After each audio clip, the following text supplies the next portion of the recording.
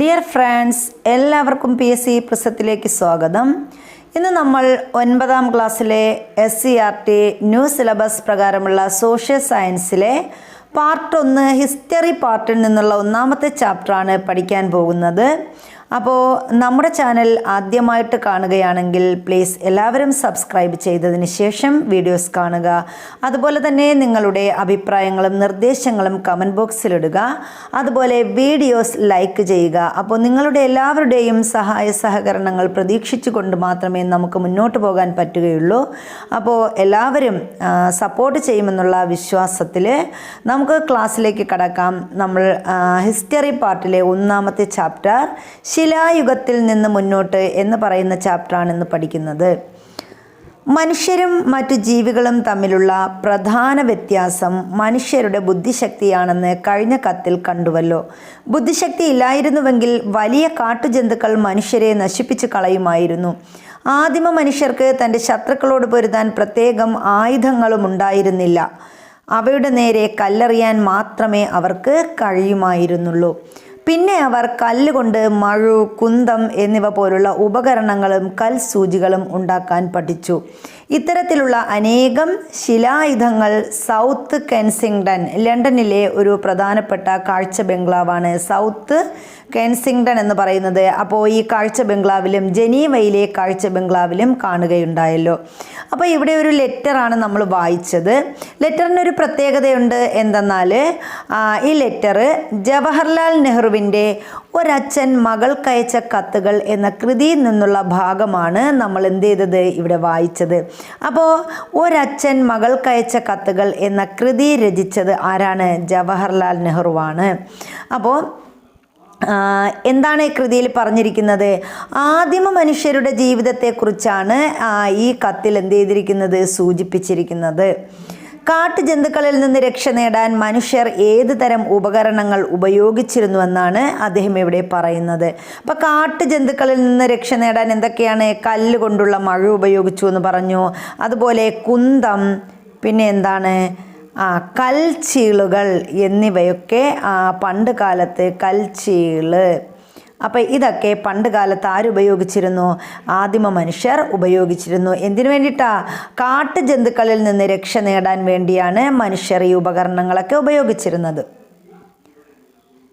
അപ്പോൾ ഡിയേഴ്സ്, ഒരു കാര്യം കൂടി പറയട്ടെ. നമ്മൾ SCERT സോഷ്യൽ സയൻസ്, അതുപോലെ സയൻസ് ന്യൂ സിലബസ് പ്രകാരമുള്ള ഇവയൊക്കെ നമ്മൾ ഡീറ്റെയിൽഡ് ആയിട്ടുള്ള ഒരു ക്ലാസ്സാണ് ചെയ്തു പോകുന്നത്. അപ്പോൾ കാരണം ഇപ്പോൾ നമ്മുടെ PSCയുടെ ഒരു ലെവൽ അനുസരിച്ച് കൂടുതലും സ്റ്റേറ്റ്മെൻറ്റ് ലെവലുകളാണ് വരുന്നത്. അതുപോലെ തന്നെ ടെക്സ്റ്റ് ബുക്ക് വായിക്കുക എന്നത് വളരെ പ്രധാനമാണ്. ടെക്സ്റ്റ് ബുക്കിൽ ഏത് ഭാഗത്ത് നിന്നാണ് ക്വസ്റ്റ്യൻസ് വരുന്നതെന്ന് നമുക്ക് പറയാൻ പറ്റത്തില്ല. വളരെ വളരെ മൈന്യൂട്ടായിട്ടുള്ള പോയിന്റ് പോലും PSC ചോദിക്കുന്നുണ്ട്. അപ്പോൾ അതുകൊണ്ടാണ് നമ്മൾ ഇതുപോലെ ഒരു ഡീറ്റെയിൽ ആയിട്ടുള്ള ക്ലാസ് എടുക്കുന്നത്. അപ്പോൾ ഈ ക്ലാസ്സുകൾ നിങ്ങൾക്ക് ആർക്കും യാതൊരുവിധ വളരെ വളരെ, അതായത് എല്ലാവിധത്തിലും നിങ്ങൾക്ക് വളരെ ഉപകാരപ്രദമാകുന്ന ഒരു രീതിയിലാണ് നമ്മൾ ക്ലാസ് എടുക്കുന്നത്. അപ്പോൾ എല്ലാവരും ഒന്നുകൂടി ഓർമ്മിപ്പിക്കുകയാണ്, എല്ലാവരും ലൈക്ക് ചെയ്യുക, ഷെയർ ചെയ്യുക, സബ്സ്ക്രൈബ് ചെയ്യുക, നിങ്ങളുടെ കമൻറ്റുകൾ കമൻറ്റ് ബോക്സിലിടുക. അപ്പോൾ നമുക്ക് വീണ്ടും ക്ലാസ്സിലോട്ട് പോകാം. അപ്പം നമ്മൾ പറഞ്ഞു എന്താണ്? നമ്മൾ പറഞ്ഞ കൽച്ചീളുകൾ, അതുപോലെ കൽമഴു, കുന്തം, ഇങ്ങനെയുള്ള ഉപകരണങ്ങൾ അക്കാലത്തെ മനുഷ്യർ എന്തൊക്കെ ആവശ്യങ്ങൾക്കായി ഉപയോഗിച്ചിട്ടുണ്ടാവാം. അപ്പോൾ എന്തൊക്കെ ആവശ്യങ്ങൾക്ക് വേണ്ടിയിട്ടാണ് ഈ ആയുധങ്ങളൊക്കെ ഈ ഉപകരണങ്ങൾ ഇവർ ഉപയോഗിച്ചിരുന്നത്? അപ്പോൾ എന്തിനു വേണ്ടിയിട്ടായിരിക്കും ആദിമ മനുഷ്യർ ഇത് ഉപയോഗിച്ചിരുന്നത്? ഒന്നാമതായിട്ട് മൃഗങ്ങളിൽ നിന്ന് രക്ഷ നേടാൻ. പിന്നെന്താണ്? വേട്ടയാടുന്നതിന് വേണ്ടി കുന്തം, അതുപോലെ കല്ലുകൊണ്ടുള്ള ഉപകരണങ്ങൾ, മറ്റ് കൽച്ചീളുകളും കൽമഴവും ഒക്കെ ഉപയോഗിച്ചിരുന്നു.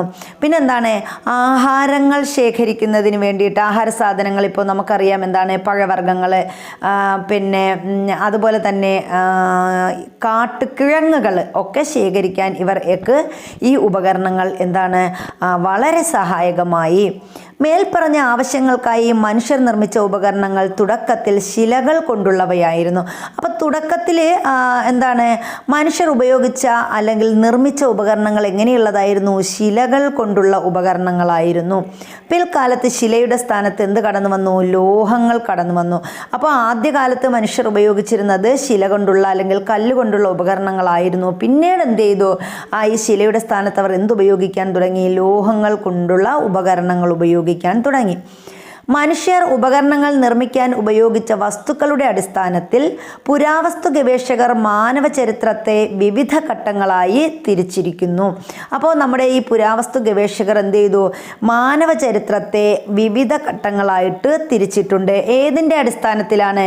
മനുഷ്യർ ഉപകരണങ്ങൾ നിർമ്മിക്കാൻ ഉപയോഗിച്ച വസ്തുക്കളുടെ അടിസ്ഥാനത്തിലാണ് നമ്മുടെ പുരാവസ്തു ഗവേഷകർ എന്ത് ചെയ്തിരിക്കുന്നത്? മാനവ ചരിത്രത്തെ വിവിധ ഘട്ടങ്ങളായിട്ട് തിരിച്ചിരിക്കുന്നത്. ഒന്നാമത്തത് ശിലായുഗവും രണ്ടാമത്തത് ലോഹയുഗവുമാണ്. അപ്പോൾ ഒന്നാമത്തെ ഘട്ടം എന്ന് പറയുന്നത് ശിലായുഗം അല്ലെങ്കിൽ സ്റ്റോൺ ഏജ്, രണ്ടാമത്തതെന്ന് പറയുന്നത് ലോഹയുഗം അഥവാ മെറ്റൽ ഏജ് ആണ്. ഇനി എന്താണ്? ഈ ശിലായുഗത്തെ വീണ്ടും അവർ മൂന്നായിട്ട് തരംതിരിച്ചിട്ടുണ്ട്. അപ്പോൾ ശിലായുഗം അഥവാ സ്റ്റോൺ ഏജ് അതുപോലെ മെറ്റൽ ഏജ് എന്നിങ്ങനെ ഇവർ രണ്ടായിട്ട്, അല്ലെങ്കിൽ ലോഹയുഗം ഇങ്ങനെ രണ്ടായിട്ട് ഈ മനുഷ്യരുടെ ഉപകരണങ്ങൾ നിർമ്മിക്കാൻ ഉപയോഗിച്ച ആ വസ്തുക്കളുടെ അടിസ്ഥാനത്തിൽ മാനവ ചരിത്രത്തെ രണ്ട് ഘട്ടങ്ങളായിട്ട് അവർ തരംതിരിച്ചു. ഇനി ശിലായുഗത്തെ വീണ്ടും അവർ എത്രയായിട്ട് തിരിച്ചു? മൂന്നായിട്ട് തരംതിരിച്ചു. അതിൽ ഒന്നാമത്തേതാണ് പ്രാചീന ശിലായുഗം അഥവാ പാലിയോലിത്തിക് ഏജ്, മധ്യശിലായുഗം അല്ലെങ്കിൽ മെസോലിത്തിക് ഏജ്, അതുപോലെ നവീന ശിലായുഗം അല്ലെങ്കിൽ എന്താണ്? Neolithic age. അപ്പോൾ പ്രാചീന ശിലായുഗം, മധ്യശിലായുഗം, നവീന ശിലായുഗം എന്നിങ്ങനെ ശിലായുഗത്തെ മൂന്നായി തരംതിരിച്ചു. ഇനി അടുത്ത് ലോഹയുഗത്തിലേക്ക് വരികയാണെങ്കിൽ ലോഹയുഗത്തെ അവരെന്ത് ചെയ്തു? ലോഹയുഗത്തെയും രണ്ടായിട്ട് തരംതിരിച്ചു. അതിൽപ്പെട്ടതാണ് വെങ്കലയുഗവും ഇരുമ്പ് യുഗവും. അപ്പം ലോഹയുഗത്തെ അവരെന്ത് ചെയ്തു? രണ്ടായിട്ട് തിരിച്ചു. ഏതൊക്കെയാണ്? ലോഹയുഗം, ബ്രോൺസ് ഏജ് അല്ലെങ്കിൽ വെങ്കലയുഗമെന്നും അയൺ ഏജ് അല്ലെങ്കിൽ ഇരുമ്പ് യുഗമെന്നും രണ്ടായിട്ട് തരംതിരിച്ചു. ഇനി അടുത്ത നമ്മൾ പറയുന്നത് സ്റ്റോൺ ഏജ് അല്ലെങ്കിൽ ശിലായുഗത്തെക്കുറിച്ചാണ് നമ്മൾ പറയുന്നത്. മാനവ ചരിത്രത്തിൻ്റെ ആദ്യ ഘട്ടത്തെ ശിലായുഗമെന്ന് വിളിച്ചത് എന്തുകൊണ്ടാണെന്ന് നിങ്ങൾ ചിന്തിച്ചിട്ടുണ്ടോ? അപ്പോൾ നമ്മുടെ മാനവ ചരിത്രത്തിൻ്റെ ആദ്യ ഘട്ടത്തെ എന്തെന്നാണ് പറഞ്ഞത്? ശിലായുഗമെന്നാണ് വിളിച്ചത്. അതിനുള്ള കാരണം എന്താണ്? അക്കാലത്ത് മനുഷ്യർ ഉപകരണങ്ങളും ആയുധങ്ങളും പ്രധാനമായും നിർമ്മിച്ചിരുന്നത് കല്ലുകൊണ്ടാണ്. അതുകൊണ്ടാണ് എന്ത് ചെയ്തത്? ചരിത്രകാരന്മാർ ആദ്യഘട്ടത്തെ എന്തെന്ന് വിളിച്ചത്? ശിലായുഗം എന്ന് വിശേഷിപ്പിച്ചത്. അപ്പോൾ എന്താണ് ശിലായുഗം എന്ന് മനസ്സിലായിട്ടുണ്ടെന്ന് വിചാരിക്കുന്നു. അപ്പോൾ നമ്മൾ എന്താ പറഞ്ഞത്? മാനവ ചരിത്രത്തിൻ്റെ ആദ്യഘട്ടത്തെയാണ് ശിലായുഗമെന്ന് വിളിച്ചത്. അതിനുള്ള കാരണം ഈ കാലഘട്ടത്തിൽ മനുഷ്യർ എന്ത് ചെയ്തു? ഉപയോഗിച്ച ഉപകരണങ്ങളും ആയുധങ്ങളും എങ്ങനെയുള്ളതായിരുന്നു? പ്രധാനമായും കല്ലുകൊണ്ടുള്ളതായിരുന്നു. അതുകൊണ്ടാണ് ചരിത്രകാരന്മാർ ആദ്യഘട്ടത്തെ എന്തെന്ന് വിളിച്ചത്? ശിലായുഗമെന്ന് വിശേഷിപ്പിച്ചത്. കല്ലുകൾ കൊണ്ടുള്ള ഉപകരണങ്ങളുടെ നിർമ്മാണ രീതിയെ അടിസ്ഥാനമാക്കി ശിലായുഗത്തെ പ്രാചീന ശിലായുഗം, മധ്യശിലായുഗം, നവീന ശിലായുഗം എന്നിങ്ങനെ മൂന്നായി തരംതിരിച്ചിരിക്കുന്നു. അപ്പോൾ കല്ലുകൾ കൊണ്ടുള്ള ഉപകരണങ്ങളുടെ നിർമ്മാണ രീതി അടിസ്ഥാനമാക്കിയാണ് എന്ത് ചെയ്തിരിക്കുന്നത്? നമ്മൾ ശിലായുഗത്തെ മൂന്നായിട്ട് തരംതിരിച്ചു. പ്രാചീന ശിലായുഗം, അതുപോലെ മധ്യശിലായുഗം, പിന്നെന്താണ്? നവീന ശിലായുഗം. ഇനി എന്താണ് എന്ന് ഇവ ഓരോന്നിൻ്റെയും സവിശേഷതകളാണ് നമ്മൾ പഠിക്കാൻ പോകുന്നത്. ഒന്നാമത്തേത് നമുക്ക് പറയാം. ഏതാണ്? പ്രാചീന ശിലായുഗം അഥവാ പാലിയോലിത്തിക് ഏജ്. അപ്പോൾ എന്താണ് പ്രാചീന ശിലായുഗം അല്ലെങ്കിൽ പാലിയോലിത്തിക് എന്ന് പറഞ്ഞാൽ? പരുക്കൻ ശിലാ ഉപകരണങ്ങളാണ് പ്രാചീന ശിലായുഗ കാലഘട്ടത്തിലെ ഉപകരണങ്ങളുടെ പ്രധാന സവിശേഷത. അപ്പോൾ പ്രാചീന ശിലായുഗ കാലഘട്ടത്തിലെ ഉപകരണങ്ങളുടെ പ്രധാന സവിശേഷത എന്താണ്? അവരുപയോഗിച്ചത് പരുക്കൻ ശിലായുധങ്ങളാണ് ഉപയോഗിച്ചത്. ഇനി പാലിയോസ് അല്ലെങ്കിൽ പ്രാചീനം, ലിത്തോസ് അല്ലെങ്കിൽ ശില എന്നീ രണ്ട് ഗ്രീക്ക് പദങ്ങളിൽ നിന്നാണ് പാലിയോലിത്തിക് എന്ന പദം രൂപം കൊണ്ടത്. അപ്പോൾ പാലിയോലിത്തിക് എന്ന പദം രൂപം കൊണ്ടത് പാലിയോസ് എന്നും ലിത്തോസ് എന്നും പേരുള്ള രണ്ട് ഗ്രീക്ക് പദങ്ങളിൽ നിന്നാണ്. പാലിയോസ് എന്ന് പറഞ്ഞാൽ എന്താണ്? പ്രാചീനം എന്നാണ് അർത്ഥം. ഇനി അതുപോലെ ലിത്തോസ് എന്ന് പറഞ്ഞാൽ എന്താണ്? ശില എന്നാണ് അർത്ഥം. അപ്പോൾ ഈ രണ്ട് വാക്കുകൾ കൂടി ചേർന്നാണ് പാലിയോലിത്തിക് എന്ന ഗ്രീക്ക് പദം രൂപം കൊണ്ടത്. ആദിമ മനുഷ്യരുടെ ജീവനോപാധികളുമായി ബന്ധമുള്ളതാണ് ഉപകരണങ്ങളുടെ നിർമ്മാണം. അപ്പോൾ ആദിമ മനുഷ്യരുടെ ജീവനോപാധികളുമായി ബന്ധമുള്ളതാണ് എന്ത്? ഉപകരണങ്ങളുടെ നിർമ്മാണം എന്ന് നമ്മൾ പറഞ്ഞു.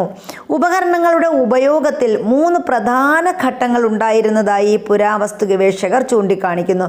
അപ്പോൾ ഈ ഉപകരണങ്ങളുടെ ഉപയോഗത്തിൽ എത്ര ഘട്ടങ്ങൾ ഉണ്ടായിരുന്നു? 3 ഘട്ടങ്ങളിലായിട്ടാണ് ഇവർ ഈ ഉപകരണങ്ങളൊക്കെ ഉപയോഗിച്ചിരുന്നത്. 3 ഘട്ടങ്ങൾ ഉണ്ടായിരുന്നു. അപ്പോൾ ആ ഘട്ടങ്ങൾ ഏതൊക്കെയെന്നാണ് അടുത്ത് നമ്മൾ പറയാൻ പോകുന്നത്. ഏതൊക്കെയാണ്? അതിലൊന്നാമത്തെ ഘട്ടത്തെ പ്രയോജനപ്പെടുത്തൽ അല്ലെങ്കിൽ യൂട്ടിലൈസേഷൻ എന്ന് പറയുന്നു. രണ്ടാമത്തെ ഘട്ടം ഏതാണ്? രൂപമാറ്റം വരുത്തൽ അഥവാ ഫാഷനിങ്. മൂന്നാമത്തെ ഘട്ടം ക്രമവൽക്കരണം അല്ലെങ്കിൽ സ്റ്റാൻഡർഡൈസേഷൻ. അപ്പം ഇത് 3 ഘട്ടങ്ങളാണ് എന്തെന്ന് പറയുന്നത് നമ്മുടെ ആയുധങ്ങളുടെ അല്ലെങ്കിൽ ഉപകരണങ്ങളുടെ ശിലായുധങ്ങളുടെ ഉപയോഗത്തിലുള്ള 3 ഘട്ടങ്ങളാണ്. ശിലായുധങ്ങൾ ഇവർ ഉപയോഗിച്ച 3 ഘട്ടങ്ങളാണ് നമ്മൾ പറഞ്ഞത്. പ്രയോജനപ്പെടുത്തൽ, രൂപമാറ്റം വരുത്തൽ, ക്രമവൽക്കരണം. എന്താണ് പ്രയോജനപ്പെടുത്തൽ എന്ന് പറഞ്ഞാൽ ലഭ്യമായ കല്ലുകളെ രൂപമാറ്റം വരുത്താതെ തന്നെ ഉപയോഗിക്കുന്ന രീതിയാണ് പ്രയോജനപ്പെടുത്തൽ എന്ന് പറയുന്നത്. അപ്പം നമുക്ക് ലഭ്യമായ ഇവർക്കൊരു കല്ല് ലഭിച്ചു, ആ കല്ലിനെ എന്ത് ചെയ്യുന്നു? രൂപമാറ്റമൊന്നും വരുത്താതെ അതേപോലെ എന്ത് ചെയ്യുന്നു? ഉപയോഗിക്കുന്നു. അതിനെയാണ് പ്രയോജനപ്പെടുത്തൽ അഥവാ യൂട്ടിലൈസേഷൻ എന്ന് പറയുന്നത്. ഇനി എന്താണ് രൂപമാറ്റം വരുത്തൽ എന്ന് പറഞ്ഞാൽ അല്ലെങ്കിൽ ഫാഷനിങ്? പേര് പോലെ തന്നെ ലഭ്യമായ കല്ലുകളെ ആവശ്യാനുസരണം എന്ത് ചെയ്യുന്നു? രൂപമാറ്റം വരുത്തി ഉപയോഗിക്കുന്ന രീതിയാണ് എന്തെന്ന് പറയുന്നത്? ഫാഷനിങ് അഥവാ രൂപമാറ്റം വരുത്തൽ എന്ന് പറയുന്നത്. അടുത്ത 3ാമത്തെ പോയിന്റ് ക്രമവൽക്കരണം അഥവാ സ്റ്റാൻഡർഡൈസേഷൻ. ഓരോ ആവശ്യത്തിനും എന്താണ്? പ്രത്യേകതരം ഉപകരണങ്ങൾ നിർമ്മിക്കുന്ന രീതിയാണ് എന്തെന്ന് പറയുന്നത്? ക്രമവൽക്കരണം അല്ലെങ്കിൽ സ്റ്റാൻഡർഡൈസേഷൻ എന്ന് പറയുന്നത്. പ്രാചീന ശിലായുഗത്തിലെ വിവിധ ഘട്ടങ്ങളിൽ ആദിമ മനുഷ്യർ ഉപയോഗിച്ച വ്യത്യസ്ത ഉപകരണങ്ങളുടെ ചിത്രങ്ങളാണ് ചുവടെ തന്നിരിക്കുന്നത്. അവ നിരീക്ഷിച്ച് ഈ ഉപകരണങ്ങളുടെ സവിശേഷതകൾ പട്ടികപ്പെടുത്താൻ പറഞ്ഞിട്ടുണ്ട്. അപ്പോൾ ഇവിടെ നമുക്ക് നോക്കാം. ഇവിടെ ഉരുളൻ കല്ലുപകരണങ്ങൾ തന്നിട്ടുണ്ട്, ദ്വിമുഖ മാതൃശില ഉപകരണങ്ങൾ, കൽച്ചീൾ ഉപകരണങ്ങൾ. ഇങ്ങനെയാണ് ഇവിടെ ഓരോ തന്നിരിക്കുന്നത്, ഓരോ കല്ലുകളും ഇവിടെ തന്നിരിക്കുന്നത്. ഇനി ഇവിടെ എന്ന് പറഞ്ഞാൽ എന്താണ്? വെട്ടിമുറിക്കാൻ ഉള്ള കല്ലുപകരണങ്ങൾ തന്നിട്ടുണ്ട്. വെട്ടിമുറിക്കാൻ വലിയൊരു കല്ല് ആണെങ്കിൽ അതിനെ എന്ത് ചെയ്യുന്നു? വെട്ടിമുറിച്ച് ഉപയോഗിക്കുന്നു. ഇനി ബ്ലേഡ് സാങ്കേതിക രീതിയിൽ നിർമ്മിച്ച ശിലാ ഉപകരണങ്ങളാണ് ഇവിടെ തന്നിരിക്കുന്നത്. അപ്പോൾ ഇതൊക്കെയാണ് നമ്മുടെ പണ്ട് കാലത്ത് ഉപയോഗിച്ചിരുന്ന ഉപകരണങ്ങളെന്ന് പറയുന്നത്. ഇനി നമ്മൾ അടുത്ത് നോക്കുന്നത് എന്താണ്? മാതൃശിലകളും കൽച്ചീളുകളുമാണ്, കോർ ആൻഡ് ഫ്ലേക്സ്. അപ്പം എന്താണ് മാതൃശില, എന്താണ് കൽച്ചീള് എന്നാണ് നമ്മൾ പറയാൻ പോകുന്നത്. ഒരു കഷ്ണം കല്ലിനെ 2ഓ അതിലധികമോ കഷ്ണങ്ങളായി പൊട്ടിക്കുമ്പോൾ അതിലേറ്റവും വലിയ കഷ്ണത്തെ നമ്മൾ മാതൃശില എന്നും ചെറിയ കഷ്ണത്തെ കൽച്ചീളുകളെന്നും വിളിക്കുന്നു. അപ്പോൾ ഒരു വലിയ കല്ലെടുത്ത് നമ്മൾ അതിനെ 2ആയിട്ട് മുറിക്കുന്നു. അപ്പോൾ അതിലുള്ള വലിയ കഷ്ണത്തെ നമ്മൾ മാതൃശില എന്നും ചെറിയ കഷ്ണത്തെ കൽച്ചീളെന്നുമാണ് പറയുന്നത്. മാതൃശില കൊണ്ട് നിർമ്മിക്കുന്നവയെ മാതൃശിലാ ഉപകരണങ്ങൾ എന്നും കൽച്ചീളുകൾ കൊണ്ട് നിർമ്മിക്കുന്നവയെ അപ്പോൾ എന്തായിരിക്കും? കൽച്ചീൾ ഉപകരണങ്ങളെന്നും വിളിക്കുന്നു. അപ്പോൾ ഇതാണ് ശിലകളും അതുപോലെ കൽച്ചീളുകളും എന്ന് പറയുന്നത്. ഇനി ഇതാ ഇവിടെ തന്നിട്ടുണ്ട് ഏതൊക്കെയാണ്? മാതൃശില ഉപകരണം. ഒരു കല്ലെടുത്തു, അതിനെ 2ആക്കി, അതിലെ ഒരു ചെറിയ പീസിനെ കൽച്ചീള്, ആ വലിയ പീസ് എന്താണ്? മാതൃശില. ഇതാണ് മാതൃശിലയും കൽച്ചീളുകളും. ഇനി ഇതാ ഇവിടെ എന്താണ് തന്നിരിക്കുന്നത്? പ്രാചീന ശിലായുഗത്തിൻ്റെ അവസാന ഘട്ടത്തിൽ ശിലകൾ കൊണ്ട് നിർമ്മിച്ച ഉപകരണങ്ങൾക്ക് പുറമെ അസ്ഥികൾ കൊണ്ട് നിർമ്മിച്ച ഉപകരണങ്ങളും മനുഷ്യർ ഉപയോഗിച്ചിരുന്നു. ചുവടെ നൽകിയിട്ടുള്ള ചിത്രങ്ങൾ നിരീക്ഷിക്കാനാണ് ഇവിടെ പറഞ്ഞിരിക്കുന്നത്. അപ്പോൾ ഇതിലേതൊക്കെയാണ്? ഇവിടെ ഇന്നത്തെ ചിത്രങ്ങളുമായിട്ട് ഇവയ്ക്കുള്ള ബന്ധം എന്താണ്? പ്രാചീന ശിലായുഗത്തിൻ്റെ അവസാന ഘട്ടത്തിൽ അവർ ശിലകൾ കൊണ്ട് നിർമ്മിച്ച ഉപകരണങ്ങൾക്ക് പുറമേ ഇവരെന്ത് ചെയ്തു? അസ്ഥികൾ കൊണ്ടും എന്ത് ചെയ്തിട്ടുണ്ട്? ചിത്രങ്ങൾ എന്താണ്? ഉപകരണങ്ങൾ നിർമ്മിച്ചിട്ടുണ്ട്.